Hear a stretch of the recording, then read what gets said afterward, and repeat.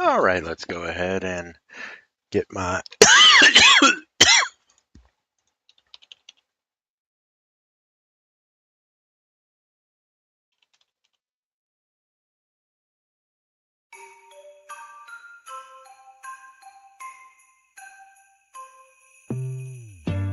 I don't even realize it's that time each year.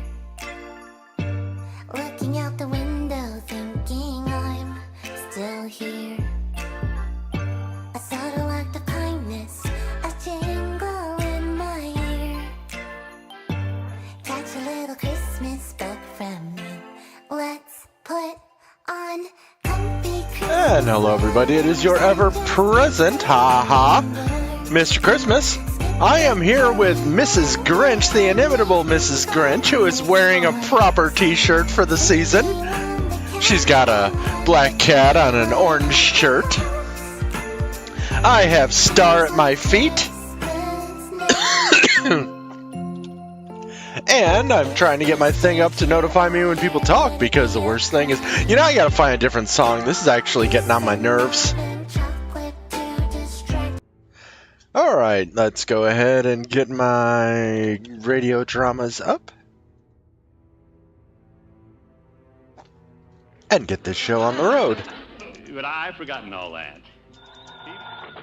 Johnny Dollar. This is Harry McQueen, Johnny, up here in Gloucester, Mass. McQueen?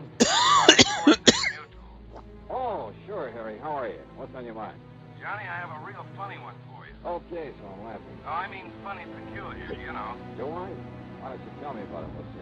Well, it appears that somebody is threatening the life of one of We're our going to continue our... clients. Hi! Did you hear her meowing at me? I wonder what she wants. Famous and professional, You've been fed.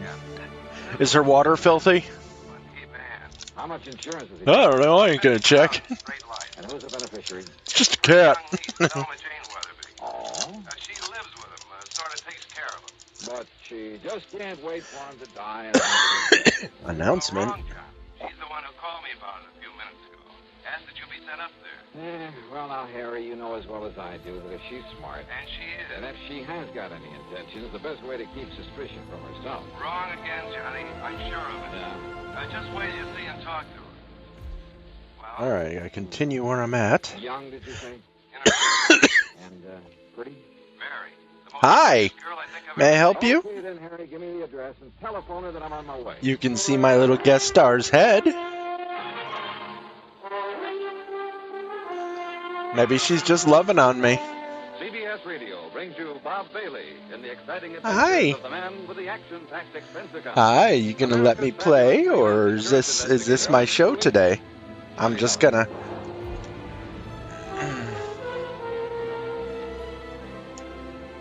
Now, Act One. Why are you licking my birdseed bar?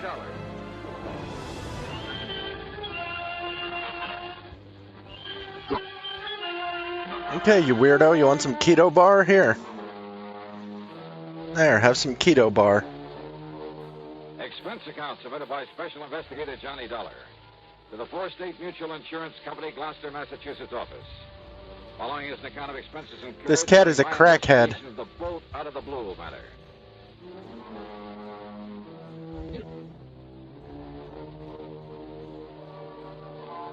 Knowing the Cape Ann country pretty well, I decided to use my own car on this one.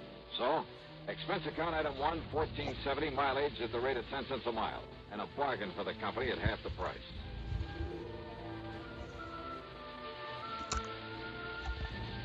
Annisquam, on the northwestern end of the Cape, is a pleasant little settlement, unspoiled by the vacation crowds. A kind of quiet summer haven for writers, poets, and painters, with a few large and very old homes. Get some poison going. The address that Harry McQueen gave me turned out to be one of them. Set on a high, sandy knoll, it was a big frame house with hip roof, shingled turrets, and cupolas. Half a dozen Is that guy wearing a mask? all of it dripping with gingerbread and covered with Boston ivy. It looked out over the sparkling blue waters of Annisquam Bay. On one Welcome corner to was a big Colorado, tower 57. with a platform on The top militia surrounded has by a taken up heavy, HQ well-polished at brass Noble railing. Park Farm, A and appear to be flagpole training carried for not the only series the of national coordinated ensign, but a couple of signal ranging flags. from cyber On attacks separate to Ooh, so I get to cyber destroy a right-wing militia. Another shorter pole supported a weather vane and one of those revolving things to measure wind velocity. Mercenaries and terrorists, The whole place, hackers in and spite of what spies we've made, joined was in by good an condition. unknown common This is what the cause. owner, according to Harry's Satellite description, scans was indicate that the all command room is shipshape. below ground All inside very an old interesting and tornado shelter. colorful. Only Rose appears to have access, What however, interested me so most, to get though, was inside, the you vision need to that get greeted me creative. at the front door. This environment is hostile I mean, and vision. highly alert, so tread carefully. Yes? Good luck, 47. Oh, you must be Johnny Dollar. Any description of Thelma Jean Weatherby could only end up in the Department of Understatement. She was tall, well-tanned, beautiful. A sort of honey blonde with clear, exciting blue eyes. The sort of figure that you dream about. She was wearing a well-cut pair of blue silk capris Johnny? and a blouse of lighter blue chiffon.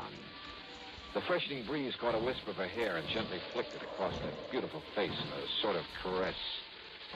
I caught the faint scent of arpege. Johnny? What's the matter with you? You are Johnny Dollar, aren't you? Oh, yeah, sure. I'm sorry, Miss Weatherby. Miss Weatherby? Thelma? Thelma Jean. But come in, Johnny. Yeah. The captain has just gone up to the bridge to look for the weather, so we can talk safely. The captain? My uncle, Captain Amos Weatherby. Oh, And the bridge is on Okay. that tower on the corner of the house. I see. He spends most of his time up there. It was about Captain Amos that I called the insurance company. So McQueen told me. Sit down, Johnny. And would you like a nice cool drink or something after your long drive? Well, I take it you'd like to tell me what this is all about while the captain isn't here, so why don't we save the Ezra amenity Berg, for later? legendary All right. Mossad operative who tell you specializes all in about it chemical in 2 minutes. interrogation All right. techniques, Okay. is here at the compound to interrogate. I was engaged to a fellow. That I can believe. His name was Roger Burton. Until a couple of weeks ago when the captain, who didn't like Roger from the start, well, he found out some rather unsavory things about him. Like what, Thelma Jean? Roger never told me, Johnny, but he'd been married. Twice, as a matter of fact. And both of his wives died under very funny circumstances. I see. Also, they both had considerable money, which I will if anything ever happens to Captain Amos. Huh. So I A understand. place that His insurance. So I not only broke So his off kids the deal, around. Captain Amos literally threw him out of the house. And believe me, in spite of his age, he could do it. And now? Well, before he left, Roger told Captain Amos he'd get even with him. He said that he'd kill him. You mean just like that? Yes. He even boasted that he could do it and get away with it. The same as he did with a couple of nosy wives. Those were his very words. You have no idea what a horrible person he became after the captain showed him up. It was like a maniac. Well, then you're lucky to be free of him. You bet I am. It'll be a long time before I fall for any sweet talk again. Oh, be a terrible waste, Thelma Jean. What? Yeah, like you. Oh, Johnny, not you. No, I'm just kidding. That is Sean Rose, You better be. terrorist turned insurgent. And yet, if all the stories I've heard Oh, about I you don't are believe true. one of them. And to prove that I didn't come up here just because Harry McQueen said you're the most beautiful, the most gorgeous gal. Queen told you that. You're sure right, 1,000%. But That if now... I'd known that, and if you hadn't come, I'd never have forgiven you. Yeah, but now let's get down to what... Especially after what he said over the phone about you. Like what? Oh, that you're an old, dull, stodgy, pedantic, Well, I'll bumbling... sue him. And I'll certainly try to prove otherwise. But right now... Now, Johnny. Now, let's get down to business. Well, Well, after the Dang captain it. threw him out, that was the last we'd see of Roger, in spite of what he said, in spite of his messed threats. up again. but... Johnny, somebody has been prowling around outside this house at night. I've only caught glimpses of him, of his shadow, really. But I'm sure it's Roger Burton. It can only mean one thing, Johnny. He's here to carry out his threat against Captain Amos.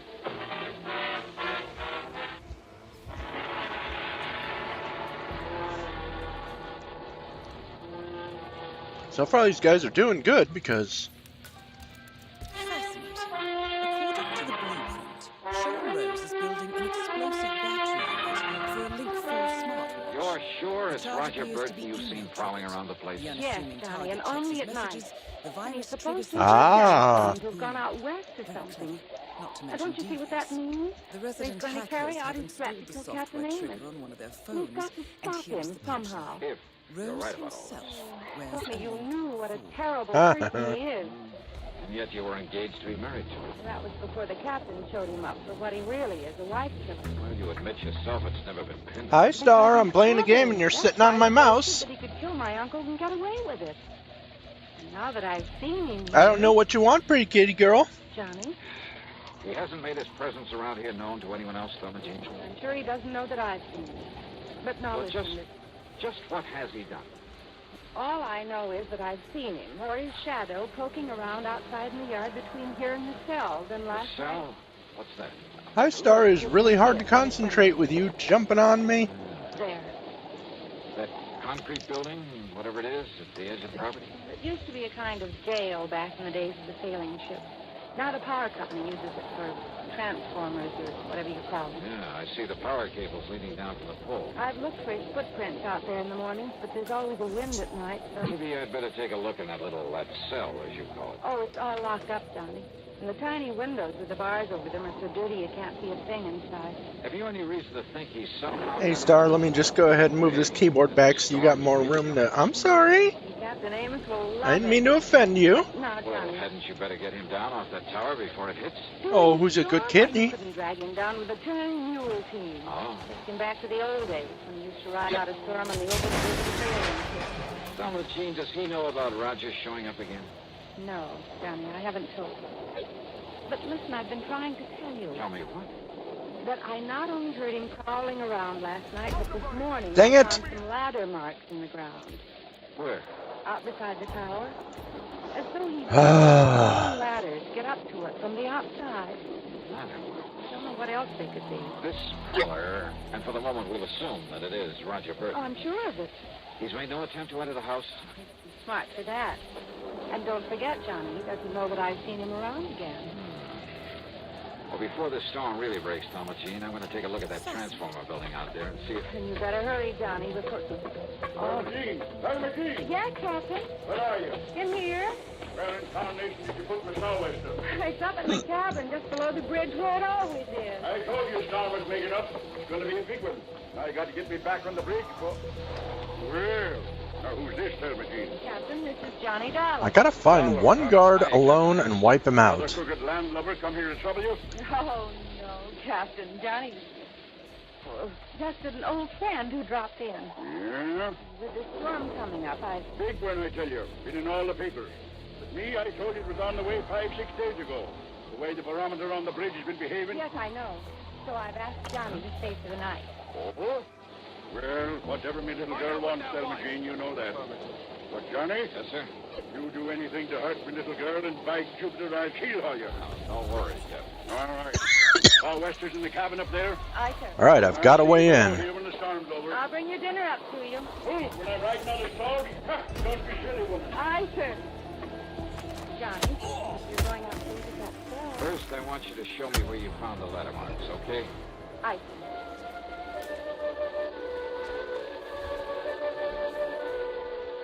The marks in the ground were still quite plain at the base of the ivy-covered tower. The ladder must have been a tall one, high enough to reach the platform that the captain called the bridge. And I found, rather, a couple of things. A heavy lightning rod extended up the side of the tower, well hidden by the ivy. But the bottom of it had been sawed off, making it useless. Whoops. Also hidden by the ivy was a wire, an insulated copper wire. Hi, Star. Easy to cut without tools, but certainly not big enough. You're a to pretty take a girl. lightning bolt. You're a kitty girl. Wire was lashed I don't know what you want, you pretty kitty, pretty girl. It disappeared in the ground at my feet, and it led away toward the cell, the little transformer station. It was dark now, and the storm was building up fast. You loving heavy on your Up to the humans. second floor, and then up the winding stairway to the captain's bridge. You better lash yourself under the rail, Johnny. This wind will blow you clean off of the deck into the sea. Looks like you're right, sir. I told her this nor'easter is going to be a big one, and it is, Johnny. Reminds me of one night off the Azores. That was drastic. What are you doing there, Johnny? This upper end of the lightning rod was 6 or 8 feet from the side of the tower, held there by big insulators. But again, the heavy copper wire, again hidden by the ivy. It connected the rod with the brass railing where the captain was holding on for dear life against the wind. And it meant that the railing was the cleverest, most diabolical instrument for murder that I had ever seen. You know what? None of these guys matter. I'm just gonna kill every one of them. Captain Amos. Listen to her blow, Johnny. Listen, we've got to go below. Hello, Mr. Storm like this? Come on, to the front of like this stereo. Keep away from that rail. Let go of this rail and blow us into the sea. I tell you, get away from that Keep rail. your hands off me, you blubbering young sorry. Right-wing militia. To put it bluntly, every one of the, even though it's a fictional world, every one of these guys I wipe out is one less Trump vote. Pushed them onto my shoulder and started down the circular stairway. Johnny, what is it? What's happened to him? I'm afraid I had to knock him out. What? To get him off that platform up there. No, Johnny, you shouldn't have. You'll never forgive you for... What? For preventing him from getting electrocuted? Oh, Better give him some brandy or something. Johnny, don't you understand? Didn't you see the lightning rod up You there? bet I did. Right next to the platform. While you're at it, you can bring a slug of that for me.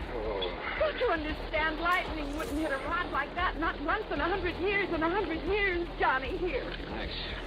What it does is clear the air of static electricity all around the place.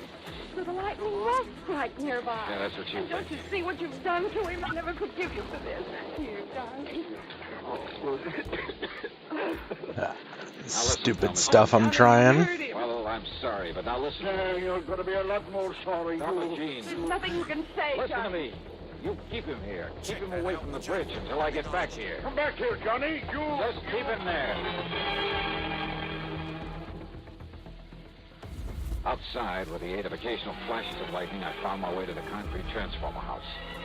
There, I found out how Roger Burton, in spite of the heavy padlock on the door, had got into it. By the simple device of pulling the pins out of the hinges. And who was sitting there waiting for me with a 38 in his hand? Close the door, mister. And back up against it. Go ahead. You don't give me much choice, do you? Got to get rid of these I can only bodies. tell you that if you make one move towards me, I'll pull this trigger. Your body won't be found until the annual inspection of this little transfer. Well, I have enough ammo for a war now. That'll be 4 months from now, and I'll be a long way away from here. I see. I'll probably have to kill you anyway, mister. After I get rid of that meddling old man up in the tower the old fool calls the bridge. Up on the tower, Burton? Yeah, I saw you drag him away from there through this window. Just before a good flash of lightning that could have been my cover-up. But don't worry. He'll be back. Hanging on to that railing, riding out the rest of the storm. And when he is... Okay, Star, let me look outside. Murder weapon was all too obvious now. Up in the tower, the brass railing was wired to the disconnected lightning rod. On the lower end was the copper wire I discovered. And this end of the wire here in the blockhouse was connected to a 22,000-volt transformer. You see how it works, mister? He goes back up there and grabs hold of the rail. I throw the switch. And the power in this line will not only kill him, but melt away the copper wire. Destroy the evidence. Only nobody will look for evidence. Because they'll all think a bolt of lightning killed him. All right, Burton, listen to me. Oh. Look. I can see him. In the room where you carried him. Hey, look through the window beside you. You can see him, too. I can see him all right. Starting back up the circular stairway, back up to the bridge. You think that Thelma Jean can stop him? Never! If he ever got there, if he touched the railing, Burton would throw the switch, would electrocute him. But then a miracle. Once in 100 years, the bolt of lightning out of the heavens.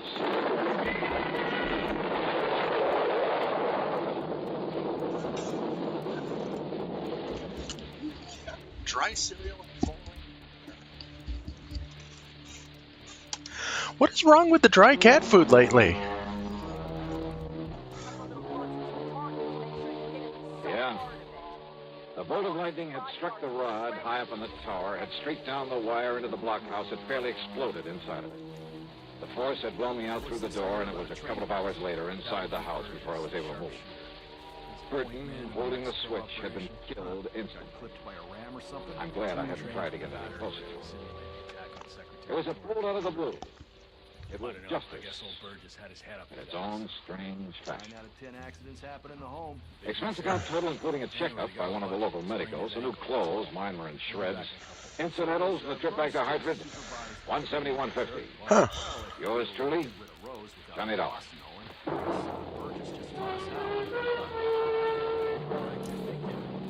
A battering ram has injured.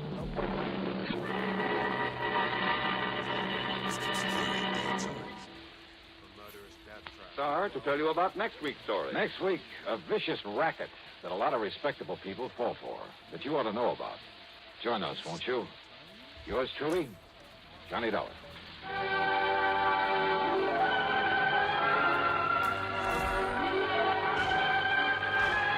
Yours truly, Johnny Dollar, starring Bob Bailey, originates in Hollywood and is written, produced, and directed by Jack Johnstone.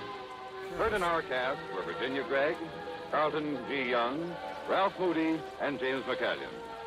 Be sure to join us next week, same time and station, for another exciting story of Yours truly, Johnny Dollar. This is Jim Matthews speaking. Hollywood, it's time now for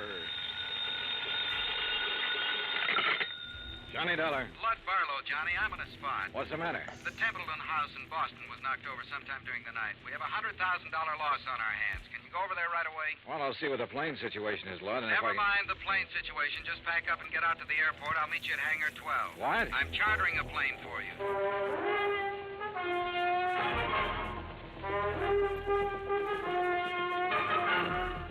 Bob Bailey in the exciting adventures of the man with the action-packed expense account. America's fabulous freelance insurance investigator. Yours truly, Johnny Dollar.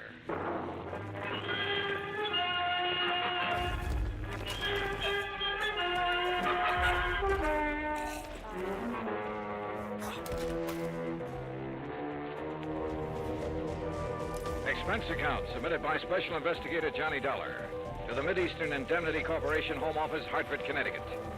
Following is an account of expenses incurred during my investigation of the Templeton matter. So tell... Expense account item 1, $5 even, cab fare from my apartment to Hangar 12 at the airport. A twin-engine Bonanza had been rolled out and a fueling truck was pulled up alongside.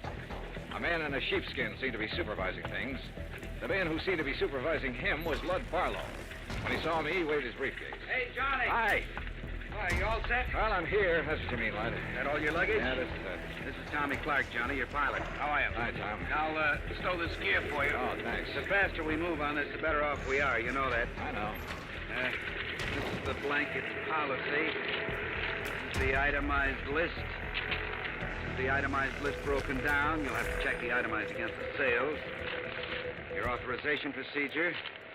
And a description of stock records, including shipments received by Templeton House up to and including the first day of last week. Okay? Swell. Now maybe you'll tell me what this is all about. And when you get there... What? What it's all about. Let's start with Templeton House, huh? Biggest jewelry firm in Boston. You said they were robbed last night. Burglarized. Hey, Broke Star. into Somewhere between 5 and 7 o'clock in the morning. All set, Mr. Dollar. What'd they get away with? Well, that's for you to find out, Johnny. We carry a blanket policy on all their stock. Anything in the store in the way of merchandise is covered. Not what I meant to do or where I meant to go, but it will do. 200,000, Johnny. Because it leads me to a much better disguise. Yes, for a minute. I told them I was sending a man. They're expecting you. Give you a hand, Mr. Dollar. Oh, thanks, Tom. Yeah, I'm killing people. Thanks. Who's in charge, Lud? Lieutenant Roebuck. Roebuck? Yeah. Get your seatbelt, Mr. Dollar. Oh, sure. You'll want to see those contents records. You be sure and tell them they're up to date. Who's the man with the company? What? The man at the company. Templeton. Stand clear, Mr. Barlow. Remember, Johnny, a client can face a thing like this a lot better if a man from the insurance company stands by. I'll try to remember that. Good luck and keep me informed. The services are demanded.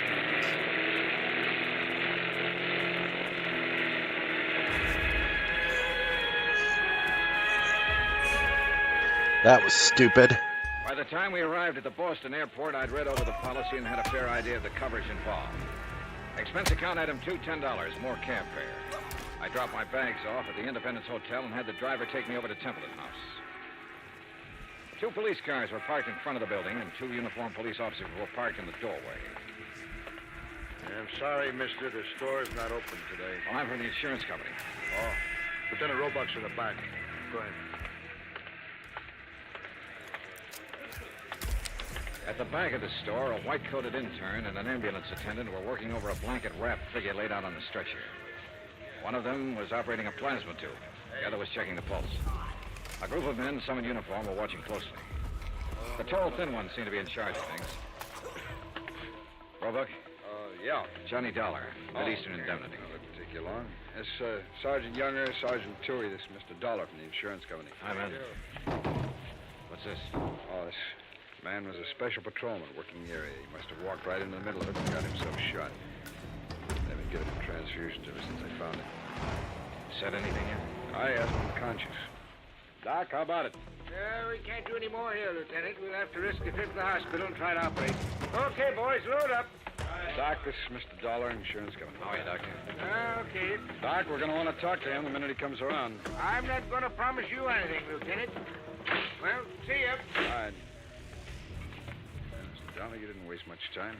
I brought a contents list that might help you, Lieutenant. Good. The best help we're going to get is from that patrolman. Come on, show you around.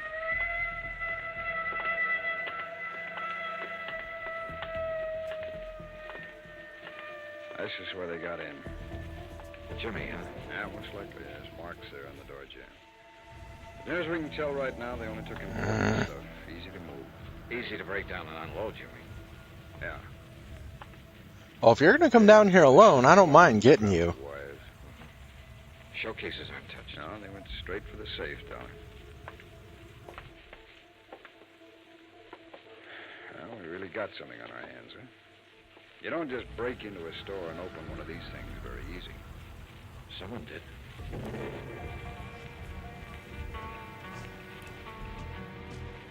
The neighborhood was canvassed for possible witnesses. I spent the rest of the morning with Dorian Templeton, the owner of the company. By noon, we had taken an inventory of the missing stock and drawn up a tentative list. As far as I know, that about does it, Mr. Dollar. So what's the next step? I'll check this against the merchandise received reports, Mr. Templeton. It'll take a while. As soon as I have that finished, you can check it over again and file a formal claim. And then? The company will reimburse you in cash. Well, what are the chances for recovery in a case like this? Well, I could quote the actuaries, Mr. Templeton, but I won't. Why not? Whoever broke in here last night knew what they were about. They opened your vault the way you'd open your front door. They took what they wanted and got out very quickly. No alarm, no witnesses. The chances are they planned the rest of it just as well. They probably scattered. The police aren't sure how many men were involved. They know it was at least 2 men, possibly 3. How do they arrive at that? 1 man working on the safe, another man looking out, possibly 2. The point is, the more men who are involved, the harder it'll be for them to take the jewelry, break it Okay, down, they're sell it, watching a sell it. movie. That puts me in, which is perfectly fine. I didn't say that. Let's see how many people are watching, because dang it, I'm curious. One thing went wrong. That special patrolman surprised them. Only 3. True, he didn't have time to draw his gun or sound the alarm, but they had to shoot him. And if something hadn't gone wrong, they'd have been satisfied to knock him on the head. Yes. Well, what happens now? Well, that's up to the police. I can tell you their investigation will take some time. Burglary is the toughest kind of thing to work on. Why? No witnesses. I never thought of that. Dollar, you all cleaned up? Well, we got a tentative list. As soon as I check it, I'll give it to you. Okay. Mr. Templeton, I'd like to have you come with me now. Now? Yes, we'll want your statement, sir. And there's quite a bit of work to do with the employees. All right. Dollar, as soon as you get the list up, give me a ring, will you? Yeah, okay. Okay. Any news about the policeman? Yeah? It's a murder case now. Expense account item 3, $25, stenographic fees. The public stenographer at the hotel helped me make a comprehensive list of the stolen items, which was verified by Templeton. The amount of loss was set at $100,000. By late afternoon, clerks, stenographers, accountants, designers, salespeople, stonecutters, all in Templeton's employ had made statements to Lieutenant Roebuck. The statements were in the process of being checked. A general roundup of known safecrackers and We're just going to see if they suspects can begun. see me picking this up right in front of Expense them. account item 4, $3.75 dinner. Lieutenant Roebuck and myself. So I have to wait till nobody's Well, it's going looking. to be a long night. Yeah. Any luck on the employees? Oh, it's hard to say yet. One of them has a record. Hmm? Yeah, a fellow named Tabor. One of the janitors there. He's a two-time loser. I had him tucked away in a cell until we clear some of this other stuff away. Has he said anything? Oh, he denies all knowledge. As far as time incident goes, he was home sleeping when all this happened, but that doesn't rule him out of somehow getting that safe combination and passing it on to a friend. Man with a record's apt to have that kind of friends who'd be interested in just that kind of thing. Hey, how much do you want me around? Free agent, Dollar. If you have any ideas, I'll... All right, let's get downstairs. Just baby, any way you look at it. Let me talk to Tabor. There might be a shortcut. Why not?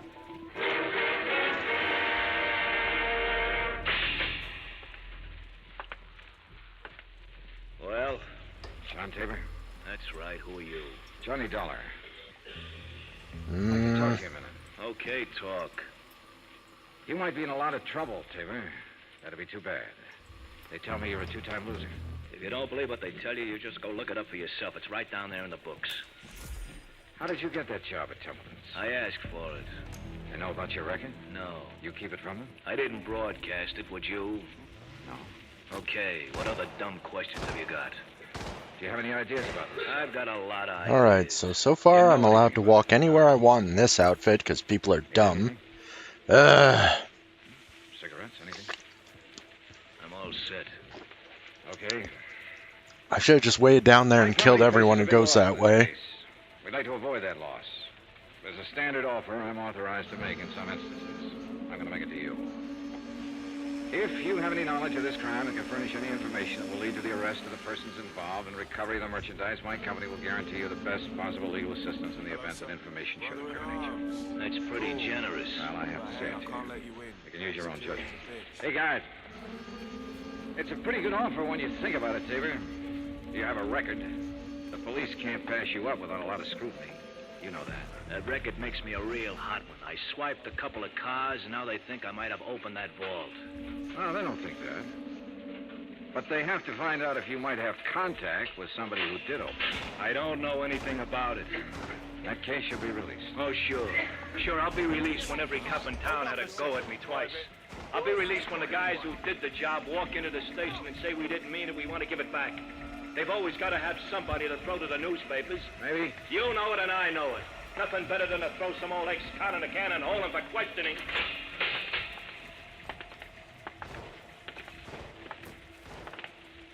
Well, Dollar, Okay. go for it. No. Any more ideas?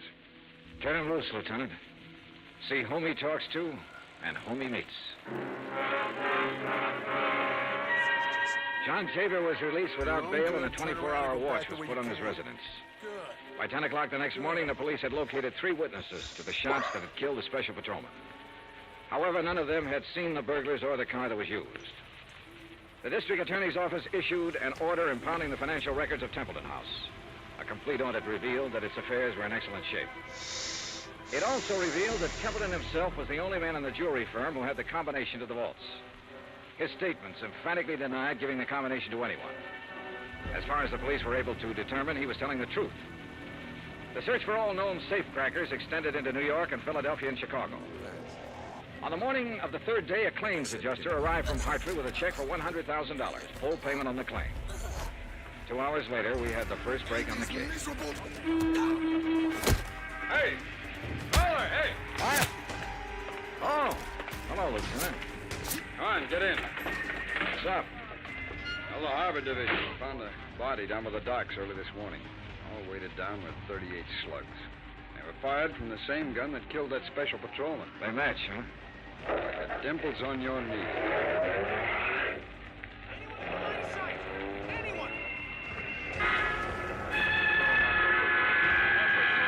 High tension.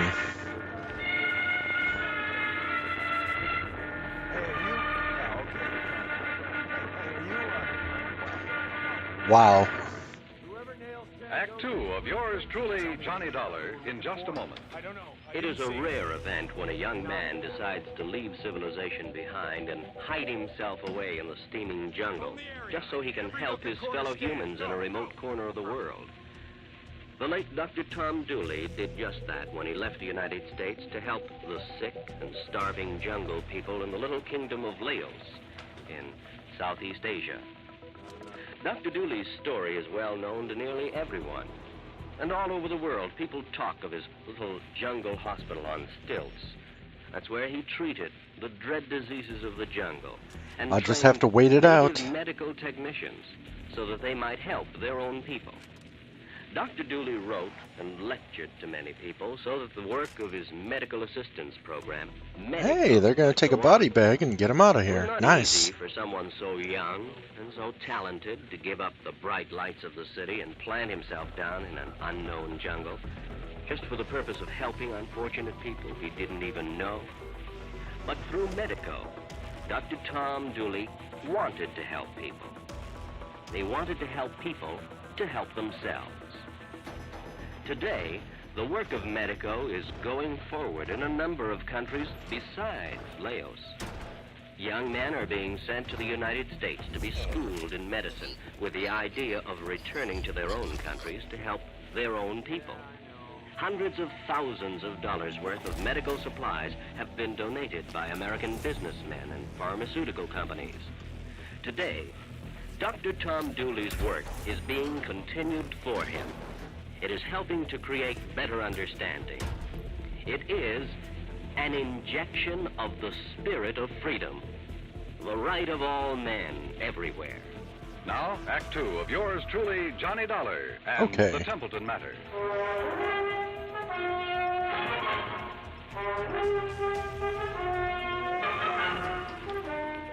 I spent the rest of the day with Lieutenant Roebuck at the morgue. The body that had been found in the harbor was a man All about right, 35 so how do I... years old, slim build, dark hair. The labels had been cut out of his clothes and the laundry marks torn off. His fingerprints didn't check with anything in the local files. Roebuck put them on the wire to Washington and requested an urgent identification. Johnny Dollar. Bud Barlow, Johnny. What's this in the paper? Well, the special patrolman and the unidentified man were killed by the same gun. As soon as we get an identification, we can go to work. Well, how about that ex-con that turned up working at Templeton's? Tabor? Well, they're still watching him. He might have been the case man. So far, it's just an idea. I'd like a recovery on this one, Johnny. So would I. What do you think is possible? Well, 2 days ago, I would have said no. Today, things look better. For one thing, none of the merchandise has shown up on the market. For another thing, there has to be some kind of connection with this unidentified man. I just read your report on Templeton himself. He's out of the question as a suspect. So far, yeah. He's the only one who has the combination to the safe. There's no apparent motive for him to rob himself. But he's the only one Don't who start has... yelling at me, lad. I know what you're thinking. Find a motive. Well, give us time, boy. Give us time on everything. Lad? Oh, I guess I hate to pay off big claims. You may get it back. Keep your pants on. Expense account item 5, $50 deposit for rented car. That afternoon, I drove from Boston to Creeksdale, the home of the Grantland Safe Company, where I met a man who looked as formidable as the product he manufactured. I am Grantland, sir. I found him standing inside a shiny new vault, ready for shipment. Beautiful thing, eh? On its way to South America tonight. Well, I never thought of a safe exactly that way, Mr. Grantland. Beauty, All right. strength. Think for a moment, sir, the treasures it will someday hold. But I bore you, sir, with my enthusiasm. Now then, you say you are here on a matter of vaults? One vault, Mr. Grantland. The one your company sold and installed at the Templeton House in Boston 17 years ago. Yes. Have you read about the burglary? No, sir, I have not. Templeton House. Yes. The vault was open. Blasted? Open. Someone had a combination. I am bewildered, sir. Indeed I am. You'll want a thorough accounting from my organization, of course. Well, that's up to the police, Mr. Grantland. Right now, for my own information, I wonder if you could tell me who might have the combination to that vault. Well, in answer to your question, I would first have to inspect our records. Well, I brought the serial numbers. Oh, well, let me see. That's as good as... the K series. Mr. Keating set the final combination. Mr. Keating? Yes, my chief engineer for years. And who else? Myself, sir. I'd have a record of the combination in my own file. And who are those available to? Myself, sir. I keep them in my own vault. I see. Anyone else? No one here. Boss. The people in proper authority at Templeton. I'd like to meet Mr. Keating if I could. It was a minor setback. Impossible, Mr. Burgess Dollar. was hit by the simulated Why? ram. Ow. Mr. Keating No worries. has been dead It's not at the these car. 6 I'll years. fix it. This is my operation, my strike. I drove back to Boston, phoned Roebuck, and told him about my interview with Grantland. Okay. He said he'd already started looking into Grantland's background and expected to have a report within 36 hours. I was a little surprised when Dorian Templeton called half an hour later and asked me to have lunch with him. Would you like a drink? No, not now, thanks, no. I Take off your watch and go to the bathroom, maybe? I finally decided on you. What's the matter? Well, it's one of those strange things. I'm not a particularly observant man, and I don't know why I observed this. Come on. However, last night, Mrs. Templeton and I went to a dinner dance at the country club. We thought with all this business, a little relaxation should do me some good. Yeah, sure. There I'm was gonna a go young in the girl bathroom at and the snort table some next to coke. ours, a very pretty girl whom I've never seen before. I happened to notice her handbag, jeweled affair, quite expensive. One of our items. Yeah? It didn't occur to me until we were leaving that it had been sample stock, not for sale. Come on. Put your watch down and walk away, buddy. Stolen, Mr. Dollar. Why not the police, Mr. Templeton? I was going to call them first thing this morning and report it. And then I got a package in the mail. It was the handbag, intact. Microbes. Crazy. Excellent intercept. You said it. I dare say Rose is about Did you happen to get the name of the girl? I asked the maitre d'. He said her name was Helen Tabor. That's not so crazy.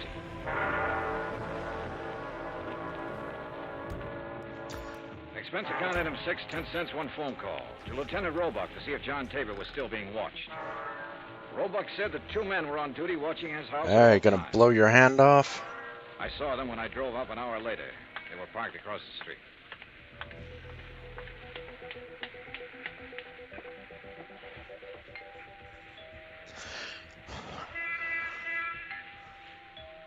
I can't get out of here. Yes? Miss Tabor, Yes, who are you? Johnny Dollar, is your father in? He's sleeping right now. May I help you? I don't know. Didn't I see you at the country club last night? Why, yes, were you there? Couldn't keep my eyes off of you. Or your handbag. Oh, I'll talk to him, honey. Dad, is anything wrong? Nothing I can't handle. Go ahead, fix up a pot of coffee. All right, Dad. Nice girl, Tabor. Yeah. Templeton was at the country club last night. He saw her. You can talk to me, or you can talk to the police. I don't have to talk to anybody. The way it looks is that you cased the job. You might even have killed a special patrolman. He was shot close range. Could have been somebody new and trusted. You've got your share of things. That handbag was part of it. A little part of it. The way it looks, huh? And that's about it. Of course, I don't understand why you sent the handbag back, but then you've probably got a good story for that. Oh, I've got a good story. Nobody will believe it, but I've got a good one. It starts off by me saying I didn't help in that heist. I had nothing to do with it. I didn't case the place for anybody. I didn't even know it was coming off. Let's get to the handbag. I took that 2 days ago. I borrowed it. I've been borrowing stuff right along whenever my kid needed anything. I always come back in good shape. I told her they let me do it. She don't know. He just doesn't want to be known. It's kind of a strange philosophy. I don't even know how to spell the word. I do know my kid's got a life ahead of her. I gotta give her every chance to look good, act good, use her brains, meet the right people. Not just because the right people have money, but because they know more right people. It takes a little extra to let her do things like that. You let her use the handbag to date to go to a dance. You guys are all the same. I didn't expect you to believe it. Oh, relax. Maybe I do believe it. Guess it means the master's work. It sounds nutty enough to be the truth. It is the truth. All right. You taking me in? I'm going to tell Roebuck about this. He'll probably want to talk. Yeah. He can check it better than I can. No, I haven't any authority to take you in. I wouldn't take you in anyhow. I'm interested in guys who walk into vaults. See you around. Hey, wait a minute. What? I never thought I'd Well see done, the day 47. when I try to help a Rose cop should or be in for anybody an like a explosive cop. surprise next time he Maybe checks this is the email. day. Indeed. I saw the paper last night. Oh? Email. The picture of that guy they found floating in the harbor. They tagged him yet. No, until we hear from Washington. Nicely His done. name's Kiley. Billy Kiley. How do you know? Maybe I'll just kill everyone in the camp and do this the other Hey, way. Kylie. Yeah, from Philadelphia. Thanks. Okay, what do I got? A check with the Philadelphia police and a comparison of fingerprints identified the man as William H. Kiley. His Boston address was on Parker Street. I drove out there with Lieutenant Roebuck. It was an ordinary, undistinguished apartment house. No one answered at apartment 12A, so we let ourselves in. The room had nothing to offer in the Wait way of until that's all done. Well, did you find anything? No. Well, I'll have some men come out here and give it a good going. Well, maybe the manager or the tenants says something will help us. Come on, let's go. Yeah. I'll be careful, though. Yeah. Yeah. Yeah. Just, Any trouble there? Hello? Say that again.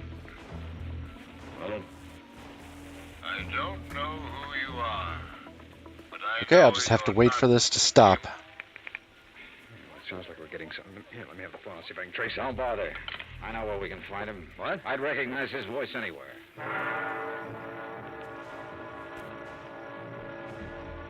It was dark by the time we got to the Grantland Safe Company factory in Creeksdale. There was a single work light spreading a sickly yellow glow over the main floor loading platform. We were expected. It went off somewhere in the darkness of the building. Okay? Yeah, okay. Right. Let's try for that stair railing. Right. You see the flashes? There. Right. Let's try anything. Hey, Gerald, answer him. Okay, we need a man up. Yeah. What are you doing here? Looking for $100,000 worth of jewelry and the answer to a couple of murders. Funny? You're very foolhardy, but you're courageous. A man of your perception would do well with a part of that money. No, thanks. I'll take it all. You will take nothing, sir. Keep him talking. I'll try to get under the stairs. Are you alone? For a little while. But I've got people coming, though. People, yeah. Alright, I'll just have to go somewhere else entirely and then maybe come back. Still alive and kicking. We're gonna be Mr. okay, though. Graham. You can't shoot around corners. No. But then I don't have to shoot around the corner.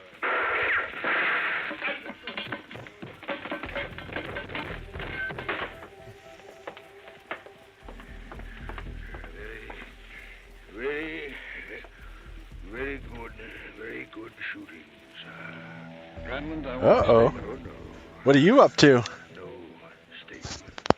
Cover the area in grids. Check your No. corners. Go. Copy that. Man, these people need to calm down. He was dead before the ambulance arrived, and there was no statement. There was never a statement. As nearly as it could be pieced together, Grantland himself opened the vaults at Templeton House. William Kiley and possibly a man named Tim helped him. Kiley, of course, was killed for his efforts. Tim never appeared, was never identified. My hotel bill ran up to $168. That's item 7. Item 8, $35. Car rental. I got $50. I guess I'm not as awesome today because I only have 5 viewers. So, you know why? It's because I didn't start at 11. Expense account total, So my regulars just figured I wasn't showing up. Put that against the $100,000 the insurance company didn't have to pay off. Johnny Dollar. This is Barlow. I just talked to Roebuck in Boston. There's not one scrap of that jewelry anywhere in that whole safe factory. Not one piece. I know. What? Just about now, there's a safe at the port of New York being shipped to South America. Okay, It's this a will. Grantland Now I safe. can get where I'm And going. If you hurry over there, you can. Yours truly, Johnny Dollar.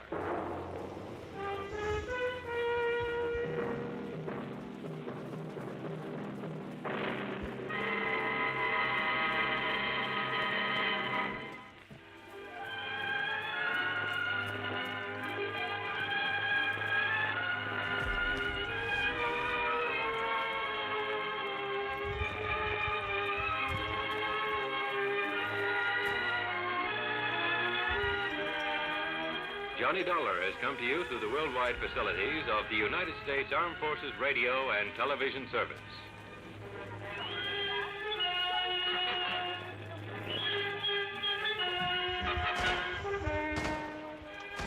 All right, guys, get on with your business.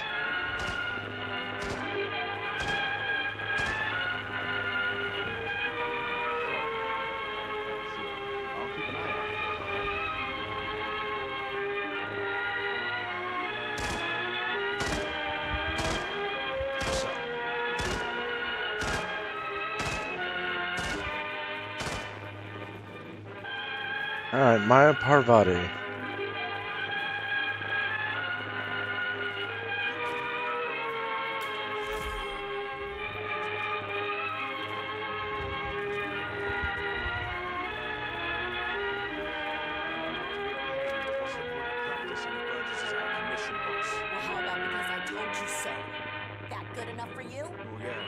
Okay. It's just that we're only around 60% capacity here. The Kraft Foods Company, makers of Kraft quality foods, presents Harold Perry as the Great Gildersleeve. Okay.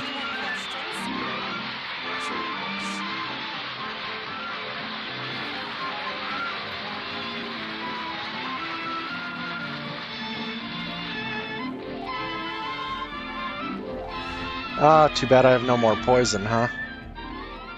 When you're hungry for a taste that's rich and satisfying, or your recipes call for a cheese flavor that's really distinctive, here's the name to remember. Pabstet. Yes, Pabstet, the pasteurized processed cheese food that has real cheddar flavor. That's right. The flavor you get in Pabstet is real cheddar, where it comes exclusively from fine cheddar cheeses of real distinction. You'll taste the difference the minute you taste Pabstet. Okay. You can get golden or pimento Pabstet in the handy-sized round. Learning the plan, learning the plan. You'll want to buy it in a money-saving 2-pound loaf. In any package, Pabstet is delicious. Ask for it tomorrow. Ram limo, take out driver, take out 3 targets. Oh, good luck with that. Well, let's see what's doing with the Great Gildersleeve. Today, his hometown of Summerfield is getting a preview of spring. Let's get to it. We're just as bad. We're finally ready to make this happen. I expect you all to And know the this water by commissioner heart. and his secretary But in are case looking out the amnesia office has window, set getting a in, view of the here's the preview. sequence. Okay. Advance to the car with haste. Eliminate the What a passengers. day, Bessie. Retrieve the briefcase. Sun shining Extract. like mid-July, and Got here it is that? only February 22nd. And remember, speed and accuracy is the name of the game. Yeah. All right. Too bad he Now go didn't pick have a up day your like this weapons when he and get crossed in the Delaware. position. Move out. It's as clear as a bell. Look, Bessie, you can see the bank. Yes, sir. I guess the employees are off today. It's Washington's birthday. I know, Bessie. And look way off there to the right, Bessie. It's not often you can see the tack factory. Yes, the tack factory is closed, too. It's Washington's birthday. I get the point, Bessie. Let's go through the mail, and you can take the day off. Thank you, Mr. Gildersleeve. I was hoping you Good.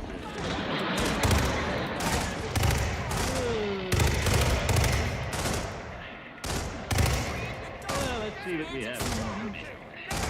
This looks like a letter from one of our satisfied consumers. Dear Commissioner Gildersleeve, we've intended writing you for some time. Because every time our faucet drips, we think of you. Hecklers, remind me to answer this sometime, Bessie. I will, Mr. Gildersleeve. I'll make a note of it. What's this? Letter from Chicago. Office of the President of the Upstate Association of Businessmen's Clubs. That was a coordination Jolly needs to Boys Club, improve. Mr. Gildersleeve. The point So is the to build up postmaster muscle sent it to memory. you. A perfect sequence of See, synchronized President of the motion. Jolly Boys Club, You need to be Summerfield. able to pull Dear this Mr. off President. sleeping. Are you president of the Jolly Boys Club, Mr. Gildersleeve? Well, we've never elected a president. Let's see what it says. You are doubtless aware that our national convention has been set for March 1st, 2nd, and 3rd in Chicago. No, I didn't know that. This session promises to even top our last conclave held in New Orleans during Mardi Gras. Mardi Gras. I've never been to Chicago. Neither have I. It's only recently. I've never been to New Orleans either. Bessie. Now, where was I? Oh, yeah. It's only recently that we compiled a complete list of clubs in your city, hence this belated invitation. Writes a nice letter. Please answer by return mail whether or not you can be our guest, that we can arrange your reservations. Guest, eh? Oh, isn't that nice? There is. Let's see how the Businessmen's Association can afford that. We'll need Well, to I wrap guess it up and revise our business has been good all strategy. over. I've seen enough. You're dismissed. That's exactly what I need. A trip to Chicago. Bessie, wire and tell them the president of the Jolly Boys accepts. Mr. Gildersleeve, you said the Jolly Boys didn't have a president. It won't take long to hold an election. You send that telegram to Chicago and take the rest of the day off, Bessie. After all, it's Washington's birthday. Oh, thank you, Mr. President. Think I'll take the day off, too. As one president to another, I think I owe it to good old George.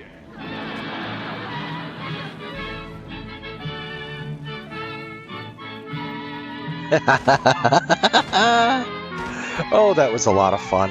What else do we got? That's right, Chief. I'll see you at the Jolly Boys meeting. Goodbye. Pum, pum, pum for president. Well, that takes care of everything. All 5 members will be there tonight. Hey, Al, can I go to Chicago with you? Leroy, what would you do in Chicago? Go to the stockyards. Stockyards? Yeah, we've been studying about them in school. Well, in school is a good place to study, my boy. Oh, can't I go? I'm sorry, Leroy, but this is strictly for us presidents. Excuse me, Mr. President. Who? Oh, me. Yes, sir. What is it, Bertie? You want your blue serge suit clean for the trip? Good idea, Bertie. You better send both pairs of pants. I'll be there 3 days. Yes. Better have one of my hats cleaned, too, Bertie. The gray fuzzy one, Miss Gilsleeve? No, you better send the black Homburg. It's a little tighter, and Chicago's the windy city. Yes, sir. That sure is a good place for a convention. The windy city.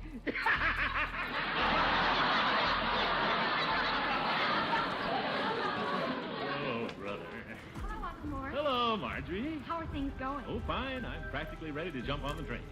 Unky, I hate to bring this up, but what So, if they don't young elect friend. you president? What? Maybe you're counting your trip before it's hatched, Dunk. Nonsense. Who else would the Jolly Boys elect? Red Cook and I have been close friends for years. He'll vote for me. Jesse will. I do Okay. a lot of business with Peavy. He has to vote for me. I'm a good spender in Floyd's barbershop. And Police Chief Gates knows I have a lot of influence with the mayor. He isn't going to take any chances. That's 4 votes right there. 5. 5. Yeah. Come on, just move on, buddy. Well, Truman and Dewey did. Why shouldn't I?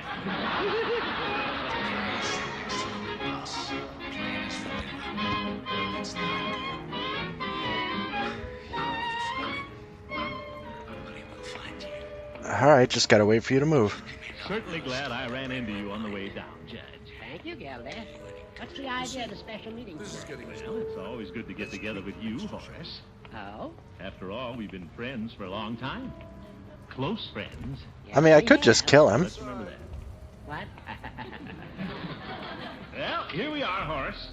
After you. No, you go first, Gilda. Oh, no. After you. Well, if you insist. Hi, you're polite tonight.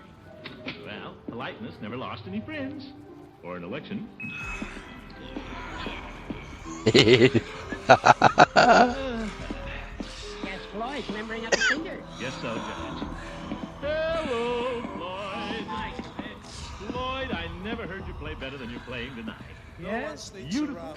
I was trying a new piece, Kitten on the Keys. Sounds more like a cat on a tin roof to me. What? Well done No, for Judge. With any luck, Well, the there's perfectionist Peavy Ezra opening the Bird coats. will want to Excuse me, examine fella. his Why notes not? closely Now, listen. to figure out Hello, Peavy. Can I offer you a Coke? Thanks, but you have one first, Peavy. Here's one already open. No, you take it, Peavy. You're not behind the soda fountain tonight. I'm not a customer. I'm a friend. Of course, I'm going to be a good customer tomorrow. Well, don't say. Yes, sir. Thought I'd drop in and buy a lot of vitamin pills and things, Peavy. Come to think of it, I guess I'm one of your best customers. Well, yeah, come to think of it. Glad you're thinking about it. Well, hello, fellas. Hey, it's the chief. Now we can sing. We're waiting for you, Chief. You had to wait. A quartet can't get to first base without a good bass singer. Oh, oh, oh, oh, Very good, Chief. Finest bass voice I've ever heard. Well, thank you, Commissioner. Let's gather around the piano gang and have a song. Yes, I've never felt in better voice.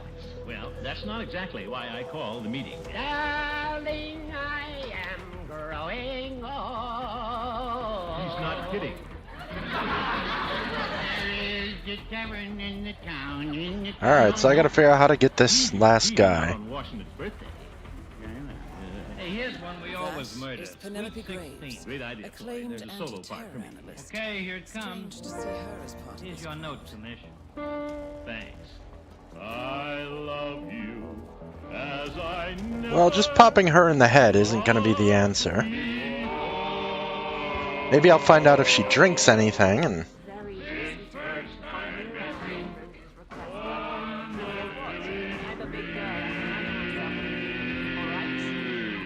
Lay it on, Commish.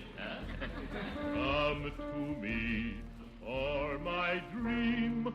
Hi, I'm Penelope Graves. I've been part of the crew for a while. Just wondering how you're finding it here. Is Rose okay to work with?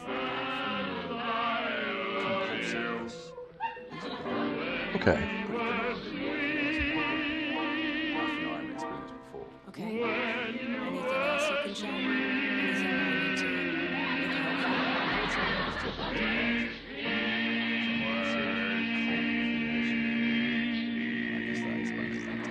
I bet it does.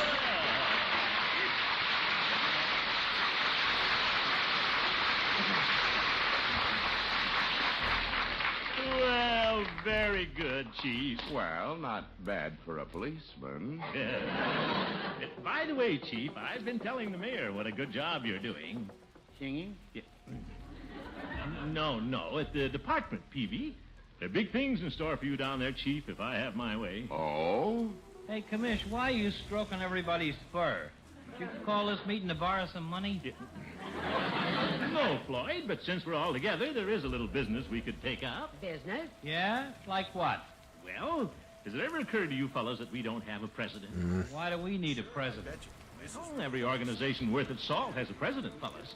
Of course, I know it's a thankless job, and not many people want to take on the extra work and responsibility.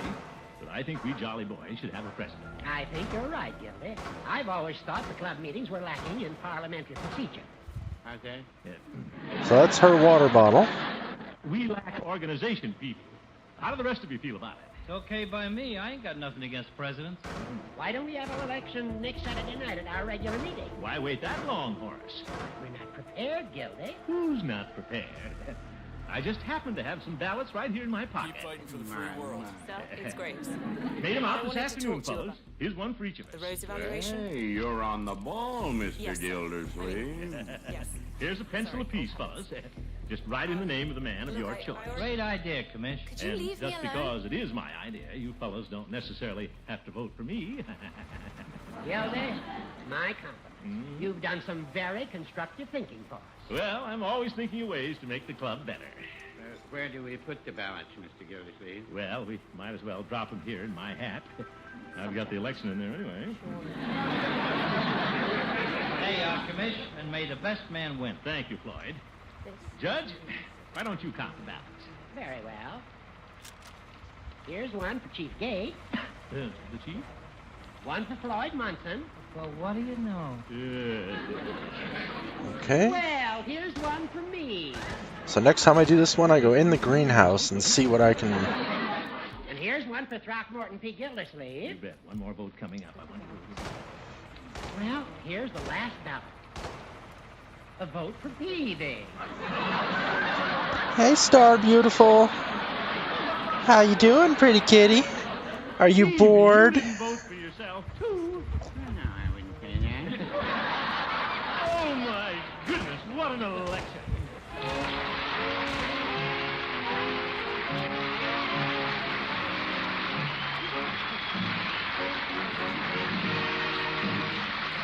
Hey, you fat little girl. The great Gildersleeve will Hi, return who's your in pretty just a darn kitten? minute. Who's your pretty little Would you like a kitten? recipe for a cheese dish that's quick to fix and delicious enough for king or queen? Well, here it is. Pabst Rabbit. Just melt 1 package of Pabst over low heat in a double boiler. Gradually add 1/4 of a cup of cream, stirring constantly. Then stir in 1/4 of a teaspoonful of dry mustard, 1/4 of a teaspoon of Worcestershire sauce, and a dash of cayenne. Pour over crisp toast and serve with broiled bacon. What a lunch. What a supper. What a taste pleaser anytime you need something good in a hurry for folks who drop in. But remember, for this recipe, be sure to use Pabst. What do we got? That wonderful pasteurized processed cheese food with the real cheddar flavor. For the basic flavor you want in any rabbit is cheddar. And the flavor of Pabst comes from cheddar cheese of genuine distinction. And whether you use it in rabbits or in sandwiches or salads or chilled and sliced into firm, eye-pleasing wedges, you want the pasteurized processed cheese food with the real cheddar flavor. Get Pabst tomorrow at your grocery.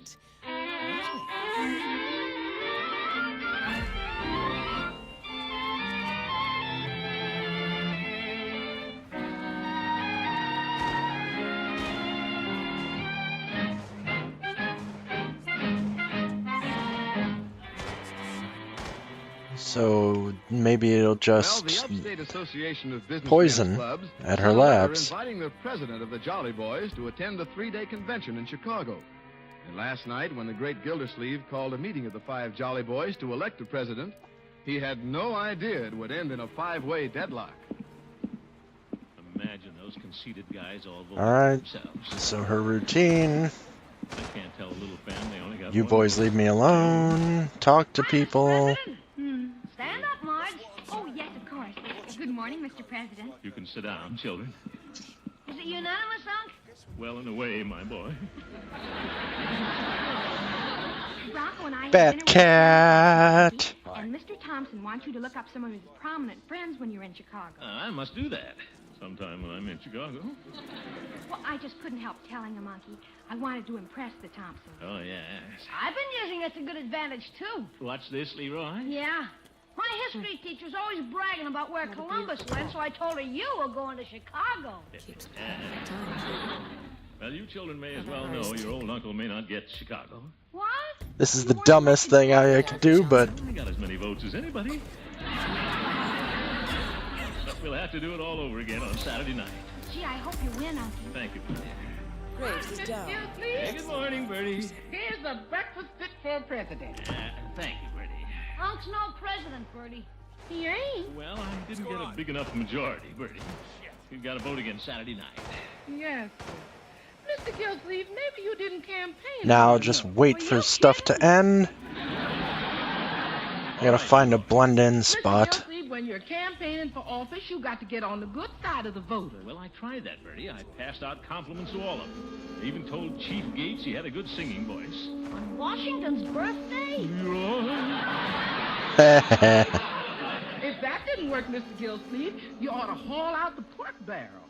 Pork barrel? Yes, sir. Invite the members over for one of Bertie's ham dinners. Bertie, a ham dinner isn't what they mean by pork barrel. Well, if you want votes from them hungry Jolly Boys, I know how to get them. Well, Bertie... Just invite them over for one of Bertie's ham dinners. See, it might work. Might work. Mr. Gildersleeve, you know all you got to do to get the votes out of them Jolly Boys? I think I do, Bertie. That's right. Invite them over for one of Bertie's ham dinners.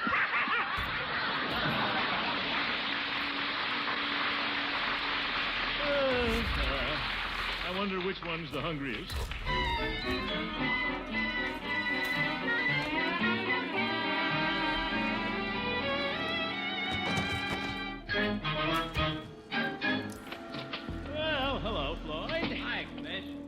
face? Shave? Not this morning, Floyd. Haircut? No, Shampoo? Floyd, the reason I came in... Massage? No, Floyd. Pushy barber. And why'd you come in? I came in to extend you an invitation, Floyd. Yeah? I'd like to invite you and your little wife over for a ham dinner. Me and Lovey?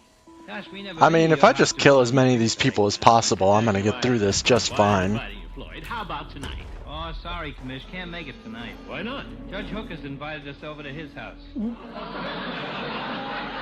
cool. We ain't going. You're not? Nope. I'm having Chief Gates over to my house. Everybody has his hand in the pork barrel. I didn't think that would work. Would it, Star, with your pretty kitty pose? Hello, Peavy. Oh, Mr. Gildersleeve. What can I do for you today? And nothing, Peavy. No vitamins? Vitamins? Last evening you said you'd be in and buy a lot of vitamins. I did? I say, that's right, Peavy. Let's see what you've got. Very well. George, I'll show those other guys. Go somewhere, jerkwad.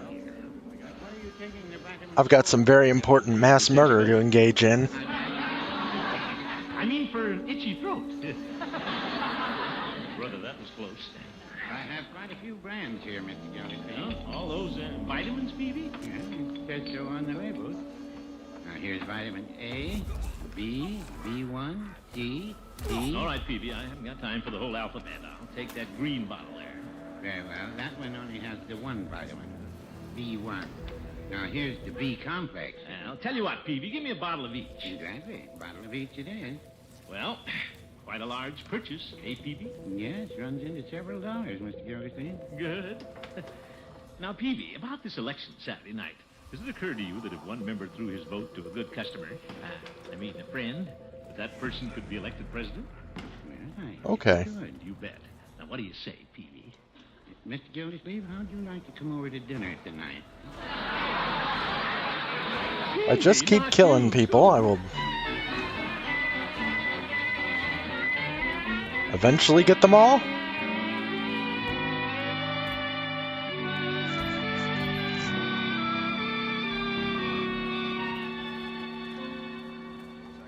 Well, it's Saturday, Mr. Gildersleeve. Yes, I know, Bessie. You can have the afternoon off.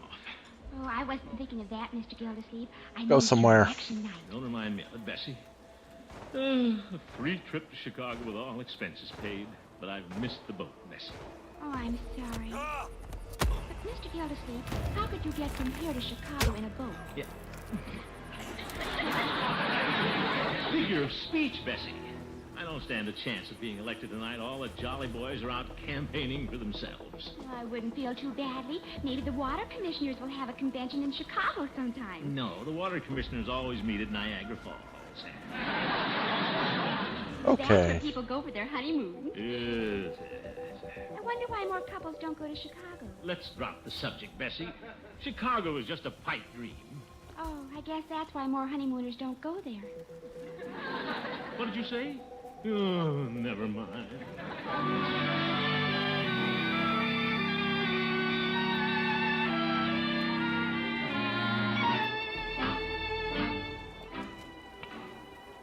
Well, I'm a little late for the meeting, but I don't feel much like going tonight anyway.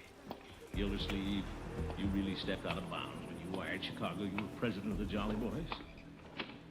Well, my vote's lost. Might as well give it to Judge Hooker. Let him go to Chicago. He can bring Leroy a picture of the stockyards. The old Okay, folk so will I need gotta some of get his in there land now. there, and he- Hey, here comes the commission now. Well, Mr. Gildersleeve. Oh, hello, boss. All right, run all the way across. Figured out who you're going to vote for? Frankly, Judge, I've decided to vote for you. I appreciate your support, Gilda, but it won't be necessary for you to vote at all. It won't? Tell him, Peavy. We've already voted, Mr. Gildersleeve. What? You couldn't vote without me? We had a quorum, Commissioner. That means that most of us were here. Yeah. I know, Peavy. Guess who was elected the high muckety-muck? Not you, Floyd. Nope. You. Me? Congratulations, Gilda. You received all 4 votes. Well, thank you, boss. That's unfortunately Here I not gonna come. work. Everybody voted for you. It was anonymous. Unanimous. Floyd, it was unanimous. That's what I said. Well, whatever it was, the good old Jolly Boys.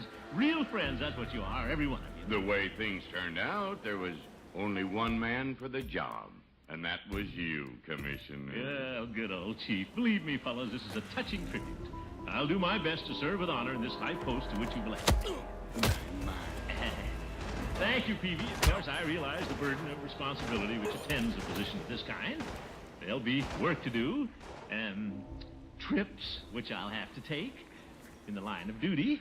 But by George, I'll carry the load. I have broad shoulders. That's what we figured. Good old Floyd. By the way, Mr. President. What? Oh, you talking to me, Peavy? I was going to suggest, Mr. President. And now, Peavy, you don't have to stand on formalities. I'm just one of the Jolly Boys. Being president isn't going to change me one bit. I'll never lose that common touch. I think what Peavy was about to suggest, Gildy, was that you read this letter. What? It came addressed to the president of the Jolly Boys Club. Well, that's the way it goes. You step into office and you're flooded with work. Yeah, but I don't mind. It seems the letter is from Chicago. Well, Chicago, what do you know? I'll let me see What? I stopped by your office after you left today, Gildy. The letter was there, and Bessie gave it to me. Oh? And since it was addressed to the president of the Jolly Boys, we took the liberty of opening it. That was before the election. Oh, sure. Perhaps you'd like to read it. Well, thank you, Judge. Excuse me. To Mr. Throckmorton P. Gildersleeve, president of the Jolly Boys Club. I can't imagine how they knew I was going to be elected. Come on, just walk away, you morons. All right, Floyd. We're very happy to hear that you will represent your club in Chicago. We have made reservations for you at the Croydon Hotel, and for your information, we estimate your convention expenses to be approximately $100. Oh, well, that's why you elected me. But, Gildy, on George Washington's birthday, you sent a wire saying you held the office. I know. So we had to make an honest man out of our president. Oh, for... Okay, fellas, let's pipe the new president aboard. Now, wait a minute. $100. For he's a jolly good fellow. He's a jolly good fellow. He's a jolly good fellow. What a sneaky way to hold an election. That's nobody can deny. Oh, shut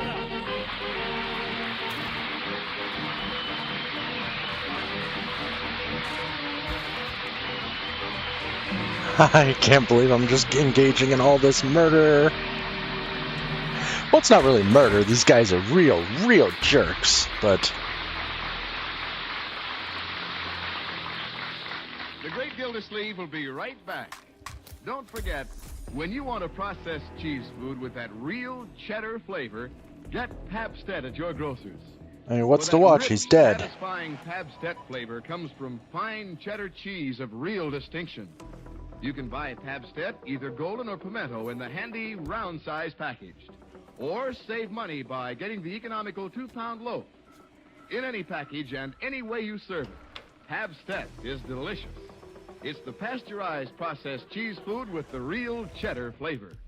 Get Pabstet tomorrow.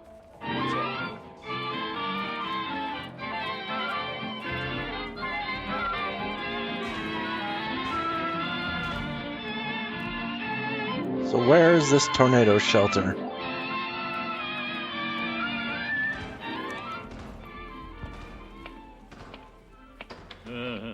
Fine club. We'll even chip in to send the president to a convention. $19.75 each. Oh, by George, I won't go. Don't know how I can get out of it, though. Leroy, what are you doing? I'm learning to ski. I got piggy skis, and boy, is it fun. Watch me come down this driveway. You be careful, Leroy. You can sprain an ankle that way. Yeah, that's how I got piggy skis. He sprained both ahead. Huh? He's out of school. He couldn't? It's a desperate measure. Let's see now. Which hurts more? A sprained ankle or $100? Leroy, let me try your little skis.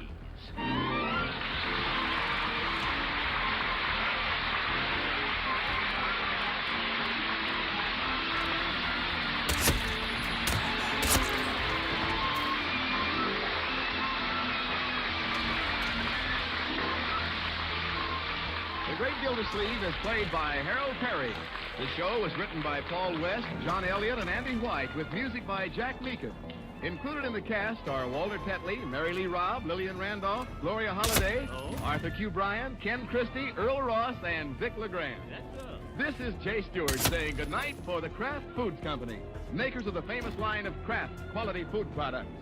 Be sure to listen in next Wednesday and every Wednesday for the further adventures of the Great Gildersleeve.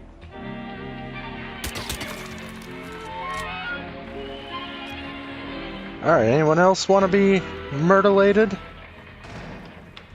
Which suits your taste? Mustard that's mild, delicately spiced, or sharp, snappy mustard with zing in every bite? Either way, you like Kraft prepared mustard. Or there are two kinds. Salad mustard, tangy. Where but is the gentle. tornado shelter? Kraft prepared mustard with snappy horseradish added. Have both on hand for different tastes, different uses. Either works magic in bringing out hidden flavor. For when you add a little mustard, you add a lot of tang. Get Kraft prepared mustard.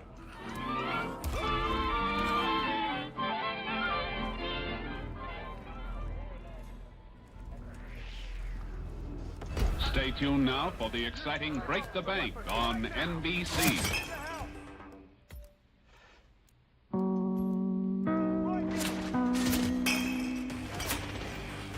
The Great Gildersleeve. What? Come on, don't do that now.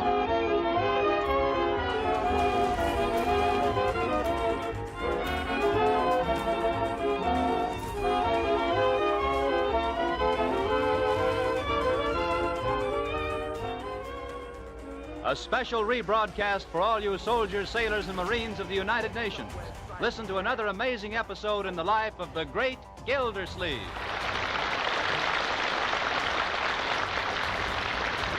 Now let's join the Great Gildersleeve when we find for the moment at peace with the world and with himself. Alone at the breakfast table, he lingers over his enjoying that. How am I going to kill everyone if this keeps happening? Plunging into the day's affairs. There have been interruptions. Piggy Banks arrived before breakfast, and he and Leroy are engaged in some enterprise down the cellar.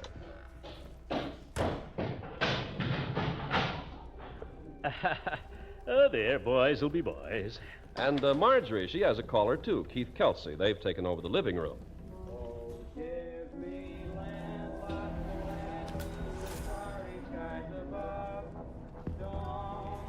Fence me in. Oh, brother.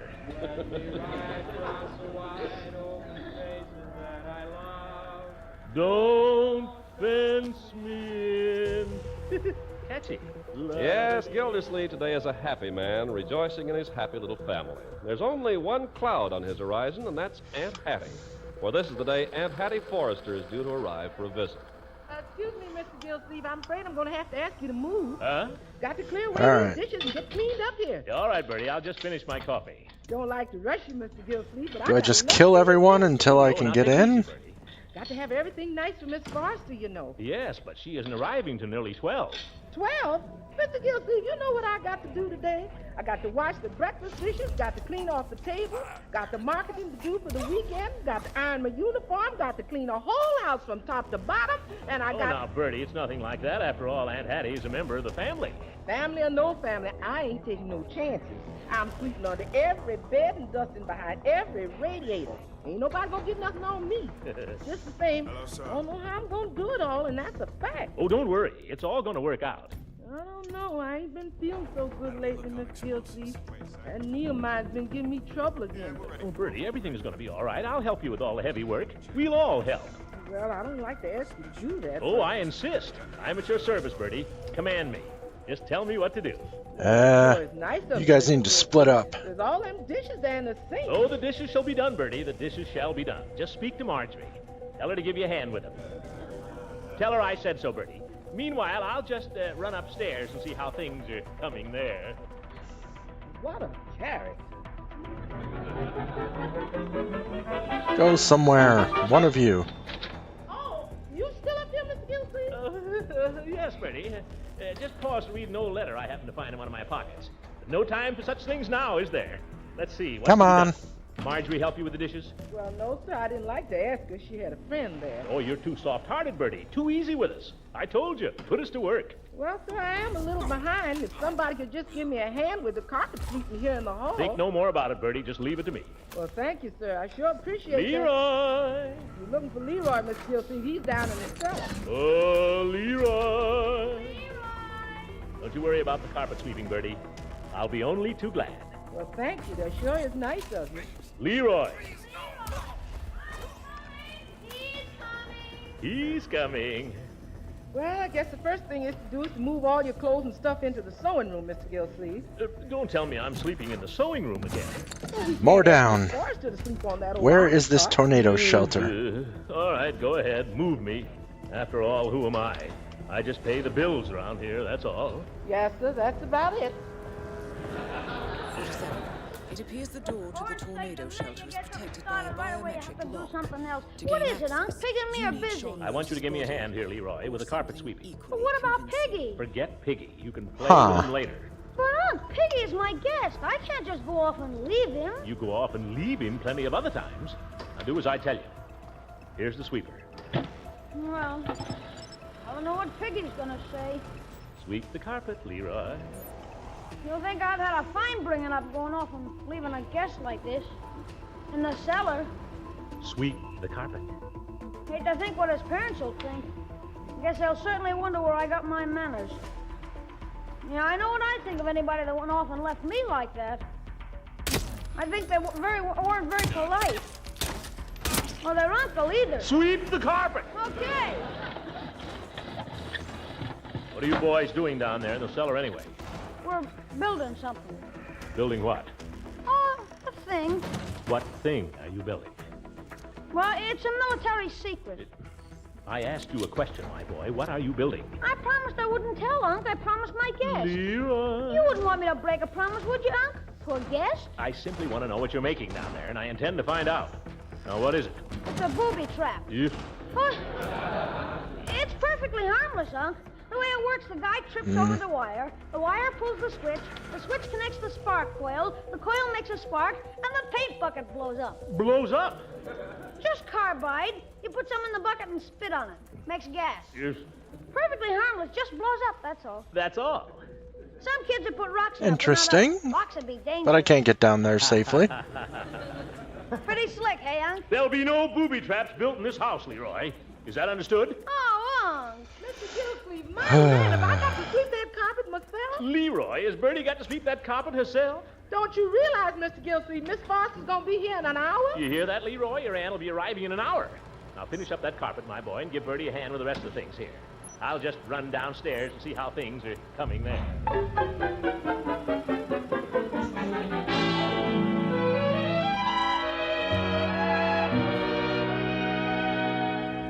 Oh, give me land, lots of land, neath the starry skies above. Don't fence me. Oh, hello, Uncle Mort. Hello, my dear. Keith? Hi. Doing a little harmonizing, I see. Well, just trying to learn it. Well, don't let me stop you. I got a few minutes before it's time to go to the railroad station. I'll just sit down here. Let's try it again, Keith. No, not right now, Marge. Oh, don't let me stop you, children. I'll just sit here and read the newspaper. Nope, that's a compromised outfit. Dang it. No, we're not. We're terrible. We are not terrible. We've got harmony. So where do I find his just like the Andrews face? sisters. Andrews sisters? Do I know them? They're on the radio, silly. They sing the way we were just now. And you say they're on the radio? He doesn't believe us, Keith. Come on, let's show him. We're going to make a regular act out of it. Come on, Keith. Oh, I think we ought to work it up a little first, Marge. Now, don't be bashful. You take the melody, and I'll harmonize. No, you take the melody and let me No, do you the... take it. It works better if you take the melody. No, and you take it because I don't know it very well, and But anyway... you're the man. You ought to take the melody. Well, I know, Marge. Somebody take the melody. Well, of course, if you don't want to hear him. Well, I'm only joking, my dear. Don't let me interfere with your musical career. Oh, you're not missing anything, Mr. Gildersleeve. We're really lousy. Why, Keith? I hear you're a real singer, Mr. Gildersleeve. Well, I used to do a little glee club work in my younger days. Baritone. I also had a little specialty. Where do I used to do with a find pair of his Now, face? don't get him started on that, Keith. Let Uncle Mort read his paper. Yes, yes. If you don't want to sing anymore, what do you want to do? I don't know. What do you want to do?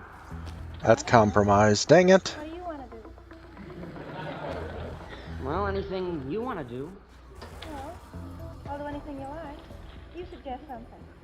Want to go for a walk? I don't know. Do you? I don't know. You?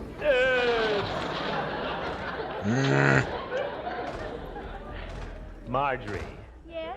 I wonder if I could have a word with you outside. What for? You'll excuse us, Keith. Little family matter. Yeah, sure. Go ahead. Yeah, be right back. Alright, maybe we'll just try to... Lord, if you're going to tell me No, that... no, Keith is a fine boy, and I'm glad to have him around. But clearly, you two aren't getting anywhere.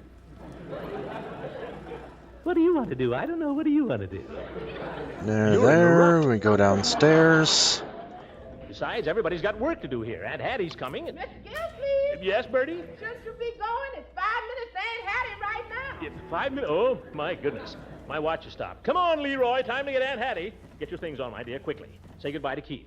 Oh, I hope I can get the car started. Where's my hat? Oh, my goodness. Wait. What am I rushing around? You know what? I'll just start some distractions down here and see about... Let her wait.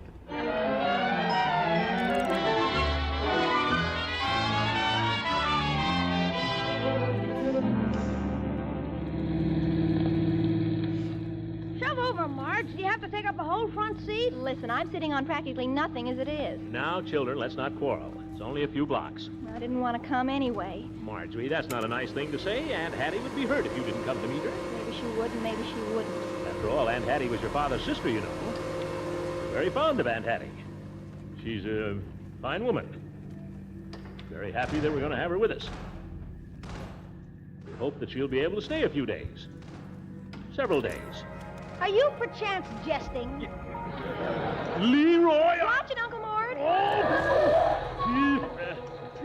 Well, we made pretty good time. Come on in the house, buddy. I'm afraid her train's already come in. How about Leroy? Oh, wait a minute. Say, Unc, Yes? one question. When we meet Aunt Hattie, Yes? do we have to kiss her? Naturally, you'll kiss your Aunt Hattie. Are you going to kiss her? I suppose so, of course. And You kiss her dead. first. Hop out. I won't kiss her if you don't kiss her. Listen, you little savage, you'll do as I tell you. We all have to do things in this life we don't like, and this is one of them. Uncle Mort, coming down the walk. Huh? Uncle Mort, look. Where? All the kissing is off, Leroy. Well, well, Hattie, by George, you're a sight for sore eyes.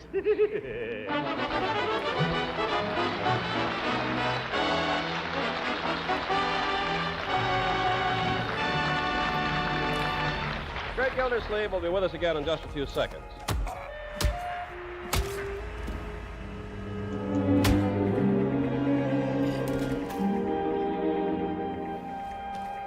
No?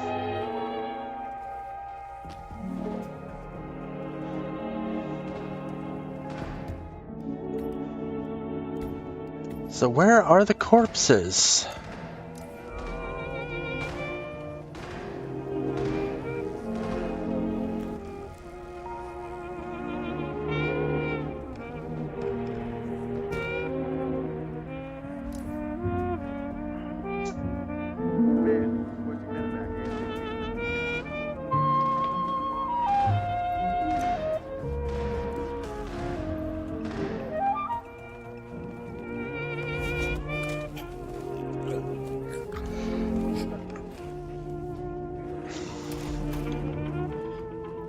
Are there any targets still alive?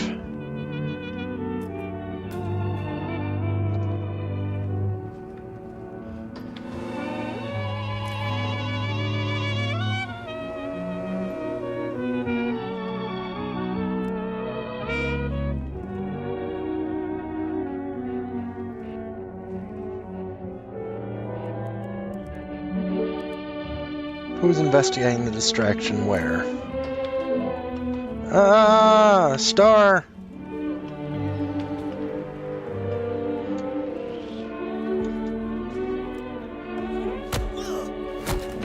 I don't know what you want, little girl.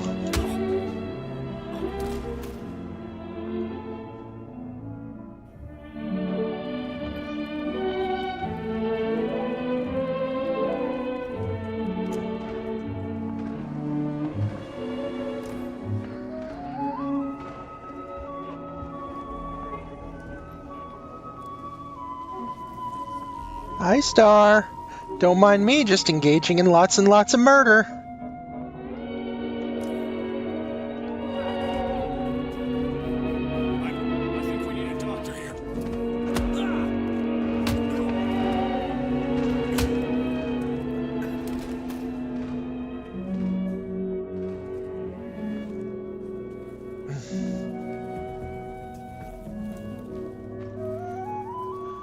Okay.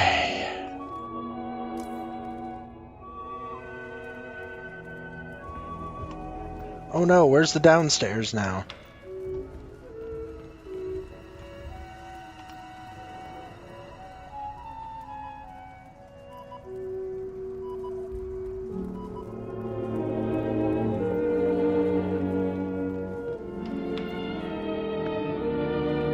Who's examining what?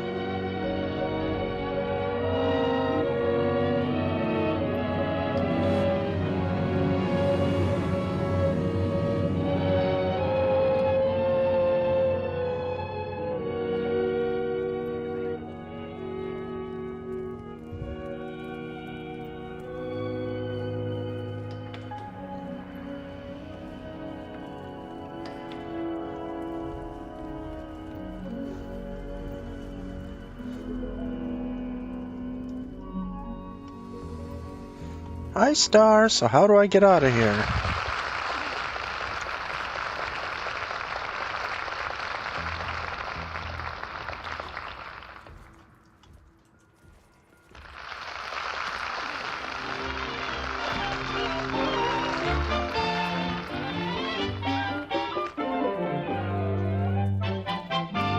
Now let's get back to the great Gildersleeve. He's at home with his family, finishing up a deluxe lunch, which Bertie has served in honor of Aunt Hattie. Some more rice pudding, Leroy? Yeah, you got a hunk with lots of raisins? I'll see. Oh, what about you, Hattie? A little more of Bertie's rice pudding? No, thank you, Throckmorton. It's very good, but just a teensy bit heavy for me. Well, I'm the one who should worry about that. Nobody minds a woman who's a little plump, and not that you're plump at all. Rice pudding, Marjorie? No, thank you. May I be excused now, Aunt Hattie? Certainly, Marjorie, since you asked so nicely. Going somewhere, my dear? Oh, just over to Penny's for a while. Well, now, Aunt Hattie is Hi, just Star. arrived. What I do should you think you'd better want? Stick around and get acquainted. Oh. Just think, Marjorie, I haven't seen you since you were a little girl with pigtails and a big pink hair ribbon. My, but you were pretty. Hitman. And she's growing up very pretty, too. Hitman, get Mrs. Sean Hyde Rose's had a face. radiant quality and the loveliest blonde hair. I'm still a blonde. But much darker. The boys like it. No, my dear. You're much too young to be thinking of such things, Marjorie. Let's all go in the living room, shall we? I haven't finished my tea, Throckmorton. Oh, pardon me. Well, I'm all done. Can I beat it, Unc? You mean you wish to be excused, Leroy? Yeah, I'm going over to Pigs. But Aunt Hattie has just arrived, my boy. She hadn't seen you since you were a baby. Last time I saw Leroy, he had on nothing but his little underpants. 3D printing machine. Oh, cute. Oh, for corn's sake. Well, that's just nonsense. No, thank you, Bertie. A fine lunch, Bertie. Fine, delicious. Thank you, sir. Wasn't it a fine lunch, Hattie? Awfully good. Bertie, have you ever tried cooking the veal with onions? Yes, ma'am, I have, but Leroy can't eat it. Okay, Star. Why not, Leroy? I just hate them, that's all. Oh, such a big boy, too. Well, you can learn to eat onions while I'm here. That can be one of our military objectives. We'll just pretend you're a soldier, only instead of going over the top, your assignment is to like onions. How do you think that will work out? I guess I'll just have to be shot at sunrise. Oh, Leroy has a lot of Gildersleeve in him, hasn't he, Throckmorton? 50-50, I suppose. What do you mean, Hattie? You Gildersleeves have always been stubborn.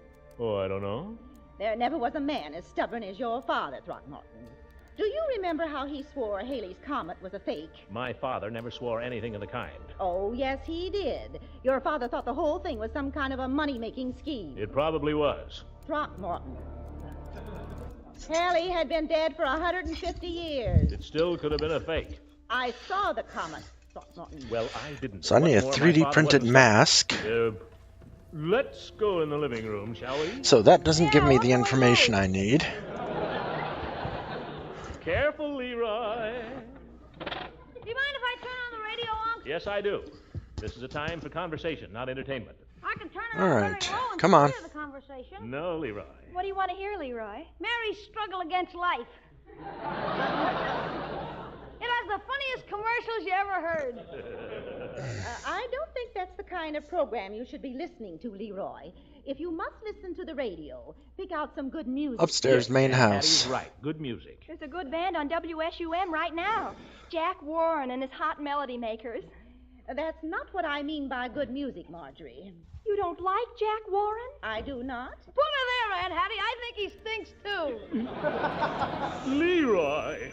Doorbell, I'll go on. Yeah, you better. Very well, Leroy. Good heavens, Throckmorton. These children behave as if you'd never given them any training at all. Now, Hattie. Oh, hello, Mrs. Ransom. Hello, Leroy. Your uncle doesn't happen to be home, does he? Yeah, he's here. He's talking to my aunt.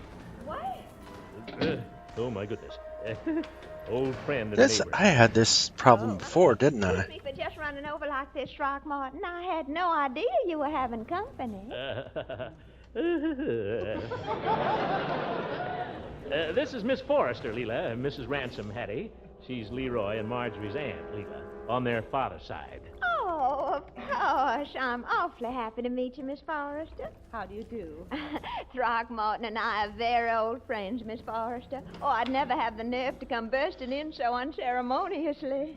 I see. Oh, but we've been so close, I don't mind running over here whenever I need help. Yeah. So where do I find this? What can I do for you, Leela? Do for me? Oh, yes. You know all about banking and things like that. Throckmorton, do they have a right to charge me when I overdraw? Oh, yes, Leela. But I only overdrew 4 cents and they charged me a quarter.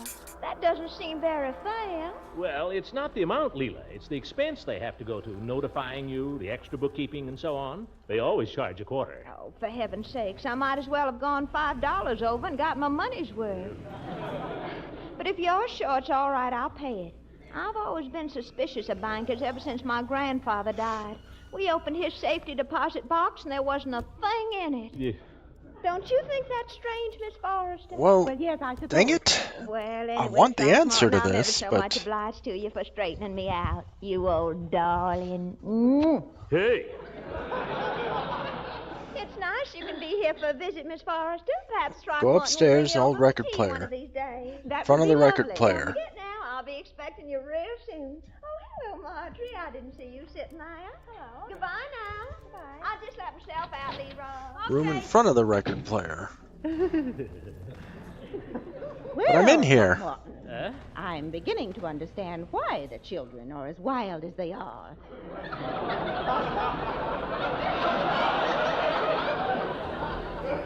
With this sort of thing going on. There's nothing going on, Hattie. Don't tell me. I have eyes and I can see. But she's just You and I had better have a long talk, Throckmorton. Well, all right, but not now.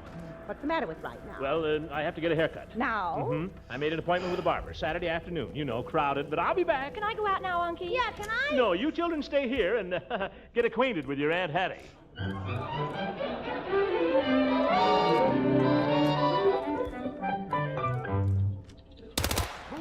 Well, Commissioner, the way you picture the situation, I guess there ain't much chance we'll see you at the Jolly Boys Club tonight.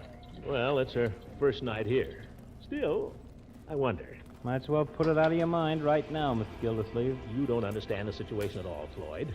I just got her here to help me straighten out the children. She won't fence me in. That's what you think. You think she's just going to watch the kids' table manners. You'll find out it's you she wants to reform. Any signs of that yet? Well, Sure. They want to improve everybody. Last time my mother-in-law was here, she made me quit smoking. 2 trips before, she broke me of cigars, but that didn't satisfy her. She'd make me quit eating if she knew how much I enjoy it. Well, I wouldn't let any woman push me around like that, Floyd. I just tell her to mind her own business. Oh, it's not so easy, Mr. Gildersleeve. The woman is in the house. You gotta live with it. To see that face every time you walk in the front door. Might be she decides to play it one way. She looks sad. Every time you sit down at your table, there's that face. Sad. Or it might be she decides to play it the other way, sore. Every time you go in the parlor, there's that face. Come on, keep finding all those bodies and let's drag the bodies away. Well, quit scaring me, will you? Darn it, Floyd, I came here to get away from this kind of thing. Sorry. You want to go somewhere, Any buddy? tonic or anything on it? No. Still, it's kind of early yet. How about a shampoo? I got a routine that takes 45 minutes if you want to go for it. Go ahead. Only don't talk. You're the doctor. You get the hot water on. Hey, arsehole, you need to keep your hands in the air. Be hot in a minute. You think I'm joking? Don't fence me in. I'd rather hear you talk. All right. Didn't think that would work. Let's try again.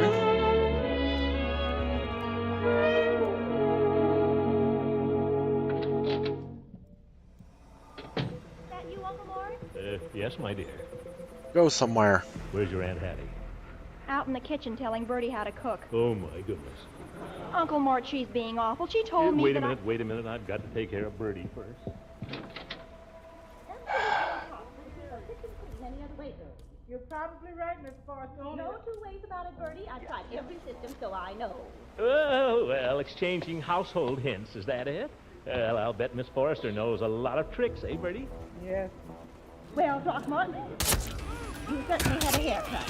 I like it this way. I think I'll go up and take a bath before dinner. Is there plenty of hot water? Oh, there's plenty, Hattie. Go right ahead. I know how it is when you've been traveling. Take a nice long... I know, I'm stuck on this level just trying to find stuff, and everything's taken... Supper at 6, sharp, Bertie? Yes, ma'am. Very well. It's gotta be boring for the poor people who are watching. Yes, ma'am. Mr. Gilsleeve. Yes, Bertie? That knee of mine sure had a bad relapse today. Oh, really, Bertie? I'm sorry. Yes, sir. I'm beginning to think I'll have to stay off of it for a while. I believe if I went to my sister's and stayed with her for a month, that I just... Bertie. Look, Bertie. Miss Forrester's only staying a few days, Bertie. You'll just have to be patient.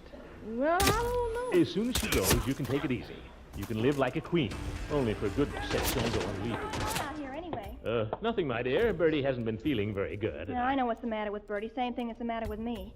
Why, do you know Aunt Hattie wouldn't even let Keith come over this afternoon? Shh, not so loud. Well, honestly. Marjorie, she's only going to be here a day or so. We can be polite for 2 days, surely. I don't know about that. She's your father's sister, my dear, and she means well.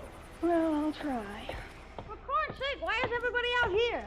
Hello, Leroy. Where is she?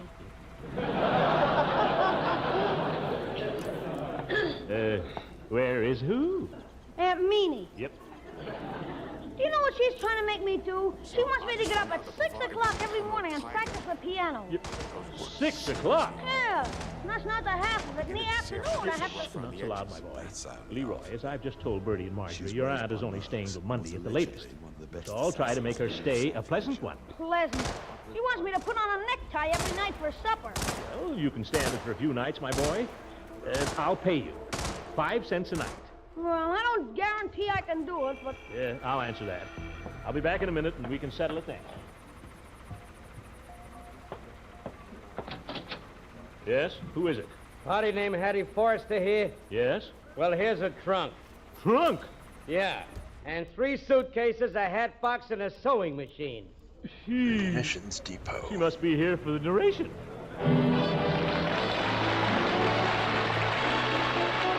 So where do dead bodies go?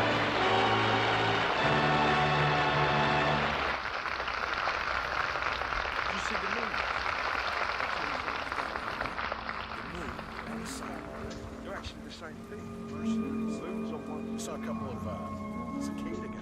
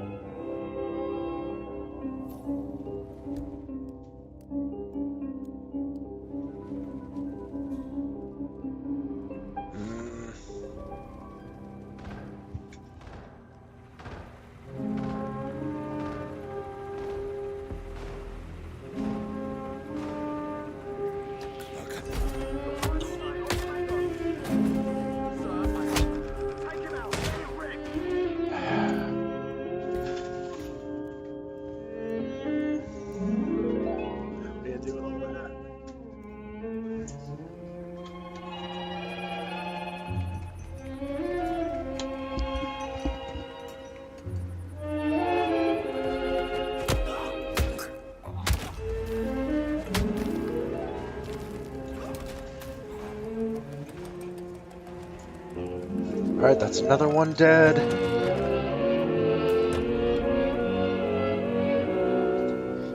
This is the Armed Forces Radio Service.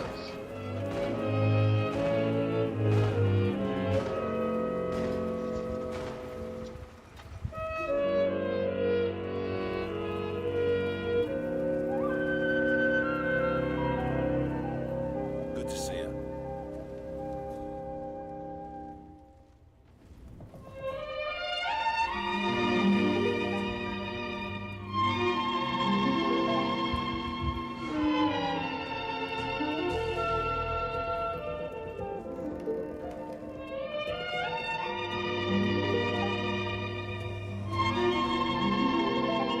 Hey, go stand in front of that for me, buddy.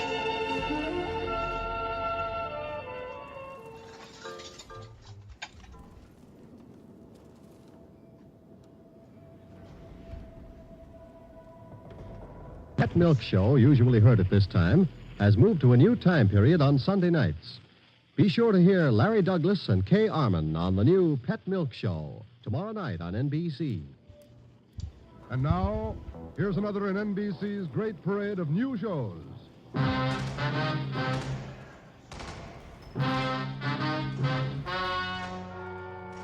Gentlemen, the story you are about to hear is true.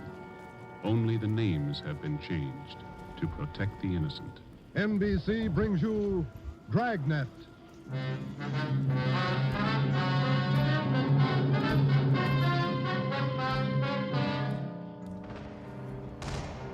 You're a detective sergeant. You're assigned to a homicide detail. A man's wife has suddenly dropped from sight. On the surface, it appears only as a routine missing persons case. You start to investigate. Suspicion grows. There is evidence of possible foul play. Your job, find the woman or Dragnet, the documented drama of an actual crime. Investigated and solved by the men who unrelentingly stand watch on the security of your home, your family, and your life. For the next 30 minutes, in cooperation with Los Angeles Police Department, you will travel step by step on the side of the law through an actual case transcribed from official police files. From beginning to end, from crime to punishment, Dragnet is the story of your police force in action. It was Wednesday, September 15th. It was warm in Los Angeles. We were working a day watch out of homicide. My partner's Ben Romero. The boss is Ed Backstrand, chief of detectives. My name's Friday. I was on the way back from lunch and it was 12:56, homicide. Hi, Joe. Waiting for you. Hiya, Ben. Al. I hear you got something for us. Here's a report right here. Gardener by the name of Eric Kelby called in day before yesterday. Said his wife disappeared. I don't know why I'm doing all this. Says he thinks she left him. That happens every day, Bargetti. Not this way, it doesn't. Walsh and I Boring the poor people trying to watch this. Story doesn't add. Why not? None of her clothes are missing. None of her luggage. She even left her pocketbook behind, full of money. Found out from the neighbors a missing woman is a 17-year-old boy by a former marriage. Of course, this has to mess up. An only child. Mother dotes on the kid. Shouldn't even say goodbye to him. How did this Eric Kelby impress you? Pretty grouchy with Walsh and me. No cooperation. Wants to find his wife, doesn't he? I don't know if he does or not. There's no help, I'll tell you that. Can I see that report a minute now? Oh, here you are. Agnes Trumbull Kelby, age 39. Kelby's her second husband. First one died a little after the boy was born. Mm-hmm. Disappeared Sunday night from her home, 546 Belasco Road, between 7 and 8 o'clock. When did Kelby call in? Monday afternoon. Said he thought his wife might be spending the night with her sister. When he found out she wasn't, called Testing. Did you meet the boy while you were out there, Bogey? Yeah, that's another thing. Kid came riding in on a bike while we were talking to one of the neighbors. Tried to talk to him, but the old man came out, hustled him inside the house. Then he started keeping us out. What did he say? Told us it was our job to find his wife, not to go prying into her stepson's affairs. That's a pile of bodies there. How about her friends and relatives around here, Al? Any besides her sister? Walsh located a couple of her aunts. I don't think he's checked them yet, though. I'll tell you, boys, this is... You got the names of Mrs. Kelby's relatives? Oh, yeah. Right over here. Yeah. How's the appeal to you, Ben? I don't know. Notice anything else funny about the guy? What happened here? Are you involved, sir? This business. Kelby was upset about it. For some reason, it didn't strike me as reacting the way a normal guy reacts when his wife disappears. All right, Al. How would you react? Bargetti's worrying again. Oh, now listen, boys, it's no fooling They matter. kill them all day, Someone killing bet people on it. endlessly. It's a homicide. All right. How about a copy of this report? Yeah, where'll I get the phone? Missing persons, Bargetti. Who's that? Oh, yes. Yes. About what? Oh, sure. All right, sir. 4 o'clock. Yeah. Goodbye. That was Kelby's stepson. What do you want? Think something's happened to his mother. Maybe if I go downstairs, turn the server back on. Missing persons detail is not a department separate in itself. It is organized as a part of the homicide. Maybe that'll do it. According to Bargetti, who took Which the way call, to the boy said he the suspected his house? stepfather, and he didn't want him to know of any meeting between him and police officers. He would meet the officers that afternoon at 4 p.m. in a restaurant on the corner of Hollywood Boulevard and Fairfax Avenue. At 3:15, Ben and I left the office and we drove out to the meeting place, the Dairyland Fountain and Coffee Shop. We arrived there at 3:45. At 8 minutes to 5, the Kelby boy still had not arrived. Youngster's not very prompt. Let's wait a little while longer. Yeah. Well? Yeah, thanks. Want some more coffee? No, thanks. So turn the server back on the ground floor. 15 minutes after we left the coffee shop, we drove up in front of the gate of the Kelby Nursery on Velasco Road. The house itself was set well back on the property, which covered about 4 acres. The entire nursery was surrounded by a 6-foot steel wire fence. It looked like almost every available foot of ground inside was planted with some kind of a flower or shrub. Kelby met us at the gate. Yes? What do you men want? Police officers. Are you Mr. Kelby? Yes. What do you want? Well, if you'll shut those dogs up for a minute, we'd like to ask you a few questions. I'm busy now. Can't you come back tomorrow? Pretty important, Mr. Kelby. I think we better talk right now.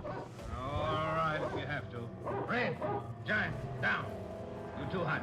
Quiet. All right. Now, what do you want? Mind if we come inside? These watchdogs of mine are pretty vicious. We can talk here at the gate. All right, Mr. Kelby. This is Sergeant Romero. My name's Friday. We've been assigned to look into your There's no wife's 3D disappearance. printer up here. Come on. Did you find anything yet? Nothing definite. Maybe you can help us. Would you tell us exactly what happened the night your wife disappeared? What do you mean, what happened? Well, when did you last see her? When you first noticed she was gone? We finished up Sunday night dinner about 7 o'clock, and I laid down for a nap. Agnes went out on the front porch for some air. Woke up a little before 8 and went outside to look for her. She was gone. Nobody saw her leave, Mr. Kelby? Not that I know of. Maybe some of our nosy neighbors, I don't know. How about your stepson? Wasn't he around Sunday night? Bruce? No, went out to a show. Some other kids. When did he get back from the show? About 10, I think. Why? Where's your stepson now? Who are you looking for, my wife or my stepson? Both, Mr. Kelby. Where's your stepson? Gone. I took him over to my sister's in Alhambra. Feeling bad since his mother disappeared. Figured the change would do him good. When did you take him over to your sister's, Kelby? This afternoon. What's that got to do with it? We'd like to talk to Bruce. No, I can't allow it. The boy's Dang too it. upset.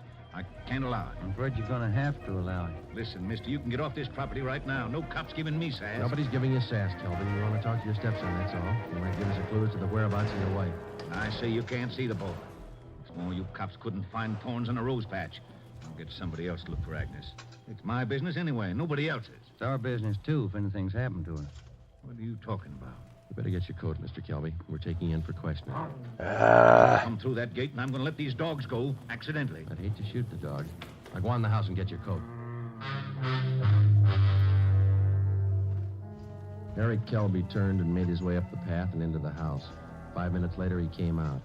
Without a word to either of us, he came down the path, closed the gate behind him, and got into our car. On the way back to headquarters, he chatted pleasantly about the weather, the nursery business, and his dogs.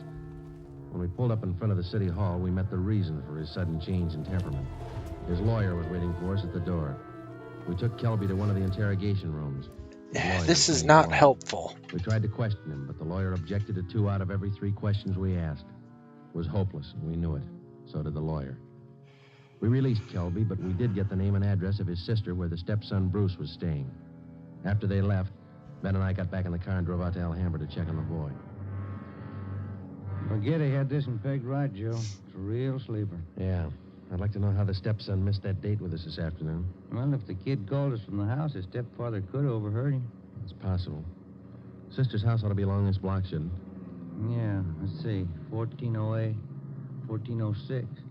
Right is, Joe. A gray cottage, 1402. Right. Well, it's a nice-looking little place, isn't it? Well kept. Yeah, it's a nice neighborhood. Wonder how the lot prices run out here.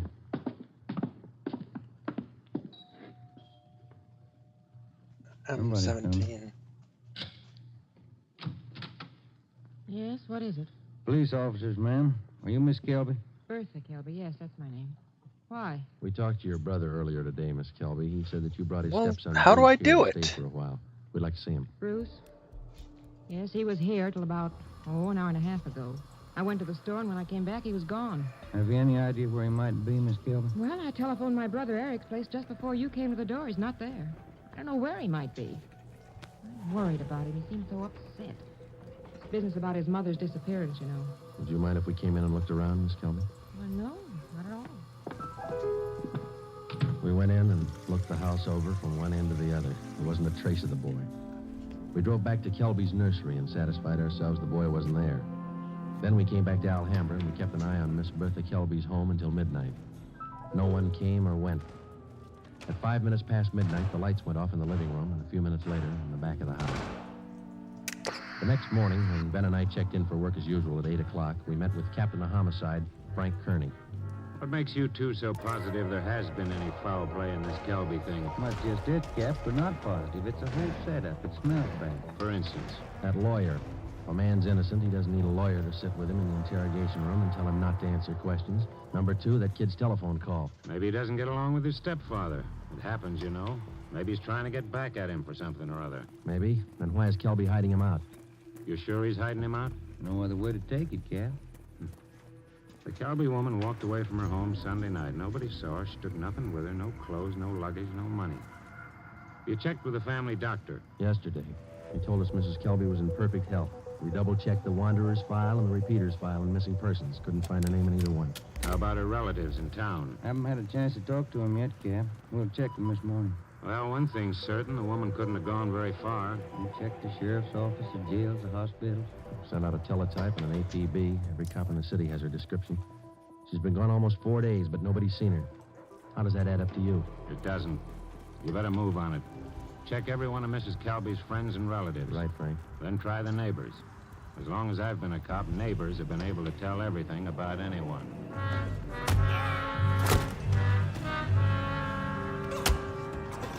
All that day, Ben and I made the rounds. First stop was the Western National Bank, where Mrs. Kelby maintained her account. Her savings statement showed a total balance of $31,564.17. Her separate checking account had a balance of $842.71. At the Farmers Mutual, we found the record of an insurance policy issued to Agnes Trumbull Kelby. It was a 20-pay life policy covering the insured in the amount of $30,000. The beneficiary was listed as the insured son, Bruce Trumbull Kelby, if living upon the receipt of such due proof. If not, the insured's husband, Eric J. Kelby. By the time we finished checking her financial status, the odds were piling up fast. From only casual reports, we knew that Eric Kelby was a frugal man. If he was greedy as well, if he wanted or needed money Let me badly do a enough to 3D kill, printer? then he had all No. the motives necessary to murder his wife. Maybe his stepson, too. Ben and I started to make the rounds of Mrs. Kelby's friends and relatives. Our first stop was at the apartment of Agnes Kelby's sister, a talkative maiden lady in her early 60s. Agnes just isn't that kind. Oh, I'm worried sick about this. I really am. And Bruce, the poor lad, he must be heart sick. And Eric, what does Eric say About about bloody all time. He says he thinks his wife left him. Left him? Why, that's ridiculous. How strange. Can you think of any good reason why your sister would leave Mr. Kelby? Why, no. They had tiffs, of course, small ones. But, of course, there was that argument about Bruce. The two of them always seem to be arguing about Bruce. How do you mean, ma'am? Oh, well, raising the boy and all, you know. The last time I talked to them, they were tipping about whether or not Bruce should be paid for working in the nursery for Eric. And the strangest thing, Eric seemed to be so upset about it all. Imagine. Yay! All on account of paying the boy a few dollars for good, honest work in that silly nation. Well, you know, I'm the outspoken kind, and I just told him. Someone left an Eric, I said, don't be an old meanie. Pay the boy. Apparently. The extent of the information which Mrs. Kelby's sister had to offer. Next, we called on an aunt, Mrs. James D. Trumbull, 83 years old. She could hardly understand our questions, let alone answer them. She hadn't seen her niece Agnes in a year. We're getting closer. After that, we paid a visit to one of Mrs. Kelby's friends, a Mrs. Lillian Humboldt. Well, I'm sorry, Sergeant, but I can't think of any good reason why she would leave him. Look how far it dates back. Unless that silly business about Bruce got out of hand. Delvade. You know, maybe Eric is... The shadow client has been tracking you for decades. Next, we called on Daisy McLeod, who worked as a daymaid for Mrs. Kelby. Every one of I'll those say missions what were Mr. branded and as Mrs. Kelby unsolved thought, or what they said, accidents. what they did. He must None have of been my looking for a business. pattern. I come in the morning, MO, I do my work, I do it well. I'm not the nosy type, and I don't pry. Well, yep. At I least take half an hour for lunch, and when I'm through, I take my pay, and I don't expect tips, and I take the bus home. I'm not the peeking through the keyhole kind, sneaking around corners listening. Hey, Dick Cheney. But what I couldn't tell you. Familiar faces. Exactly what do you mean, Miss McLeod? Oh, he's a Klaus hard man. Strandberg. They're always arguing about the And boy. that's Miss Bruce Huh. Eugene Bruce Cobb. that. He's a nice boy, I think. He's never done anything to me. Providence? No. Oh, but the argument. No, it Him and can't her all be. the The time. hidden hand. Should the boy be paid for working? Thought they were a myth. A hypothesis, nothing more. The idea Really? that a small cabal of When Ben and I kingmakers finished with a list of controlling Mrs. enough Kelby's corporate friends, relatives, and political leaders employees, could effectively we started out on the run neighbors. secret. Maybe None of not them so saw Mrs. Kelby after 6 p.m. the night she disappeared. Two of the neighbors said they saw the porch light burning after 7 p.m., but both said the porch was empty. Mrs. Kelby was not sitting in her chair at the usual time after dinner. According to them, that was one of her habits. It was 10 minutes to 6 by the time Ben and I got back to the office. The light was still burning in Captain Kearney's office. Full day, Joe. Lot of mileage. Yeah. I wonder what the captain's hanging around for. Let's find out. Uh-huh. Get It anything? would. Pretty good luck, yeah. Good. I've got some more for you. Just walked in 5 minutes ago. What do you mean, Frank? Who walked in? Bruce Busted. Kelby. He's waiting in the next room. He was the one who persuaded the rest of the ICA board to greenlight this operation.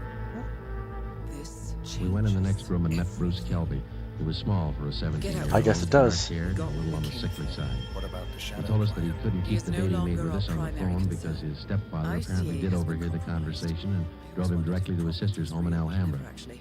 We asked him why he was so I will sure need to that his confer stepfather with was the board, responsible but for his mark my mother's words sudden for disappearance. For one thing, all three of us usually go to the early show on Sunday night. Eric, Mom, and me. But last Leave. Sunday, Eric said he wasn't feeling good and he wanted Mom to stay home and take care of him. Then he told me to go on ahead, so I did. What time did you get? That was actually a lot of fun.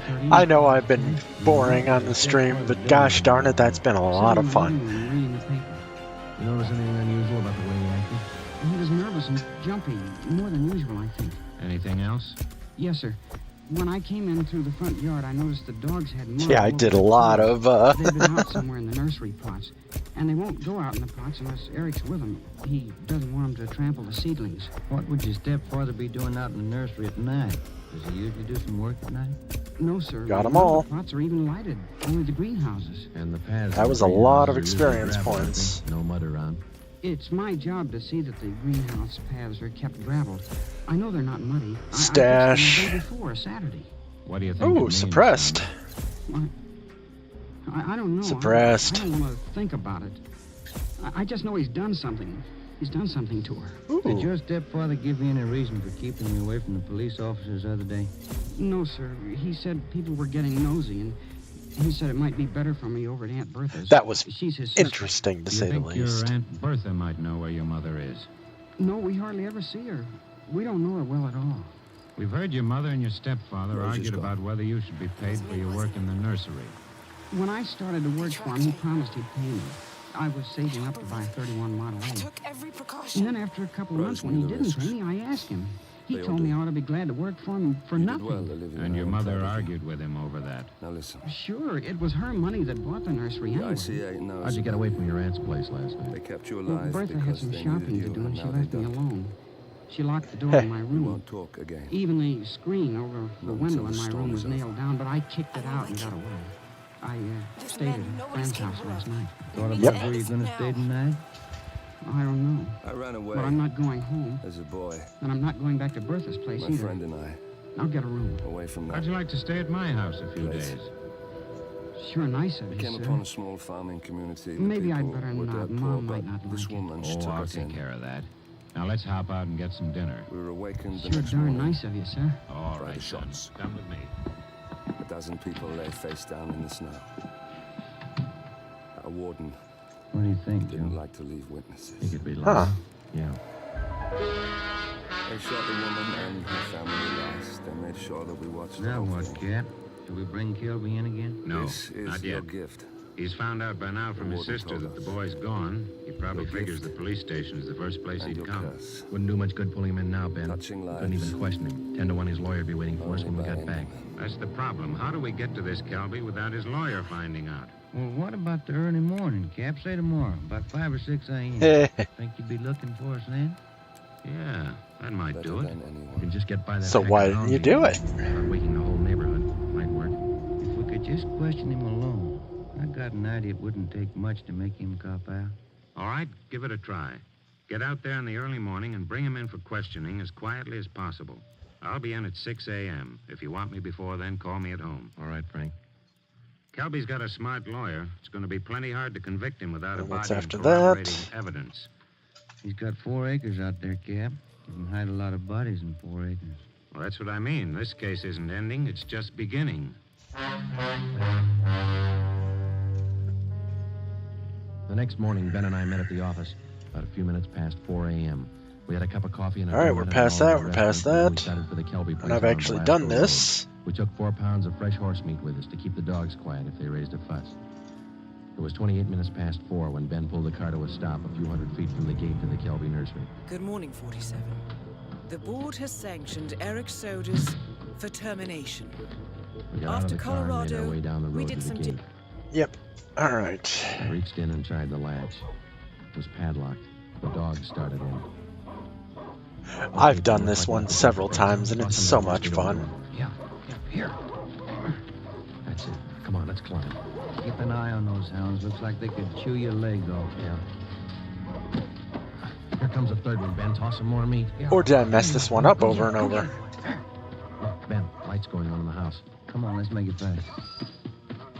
Who is it? Oh, I've been screaming forever. I'll set the dogs on you. Police officers, Mr. Kelby. Welcome to Hokkaido. Maybe I'll finish this tomorrow. You're under arrest, Kelby. Get your coat. Provides Cops are asking for a picket. All right, Get your folks. coat. Where's my stepson? What you done with him? What have you done with your wife? You're going to pay for this. I'll have your jobs. That's not the first time we heard that, Kelby. Let's go. Thank you for coming by. I apologize for starting at the wrong time and running it late, and I'm just not doing fantastic today, but I thank you for dropping by, and I hope you have a wonderful day because, as the Jingle Boy would say if he weren't at school, it's a wonderful life.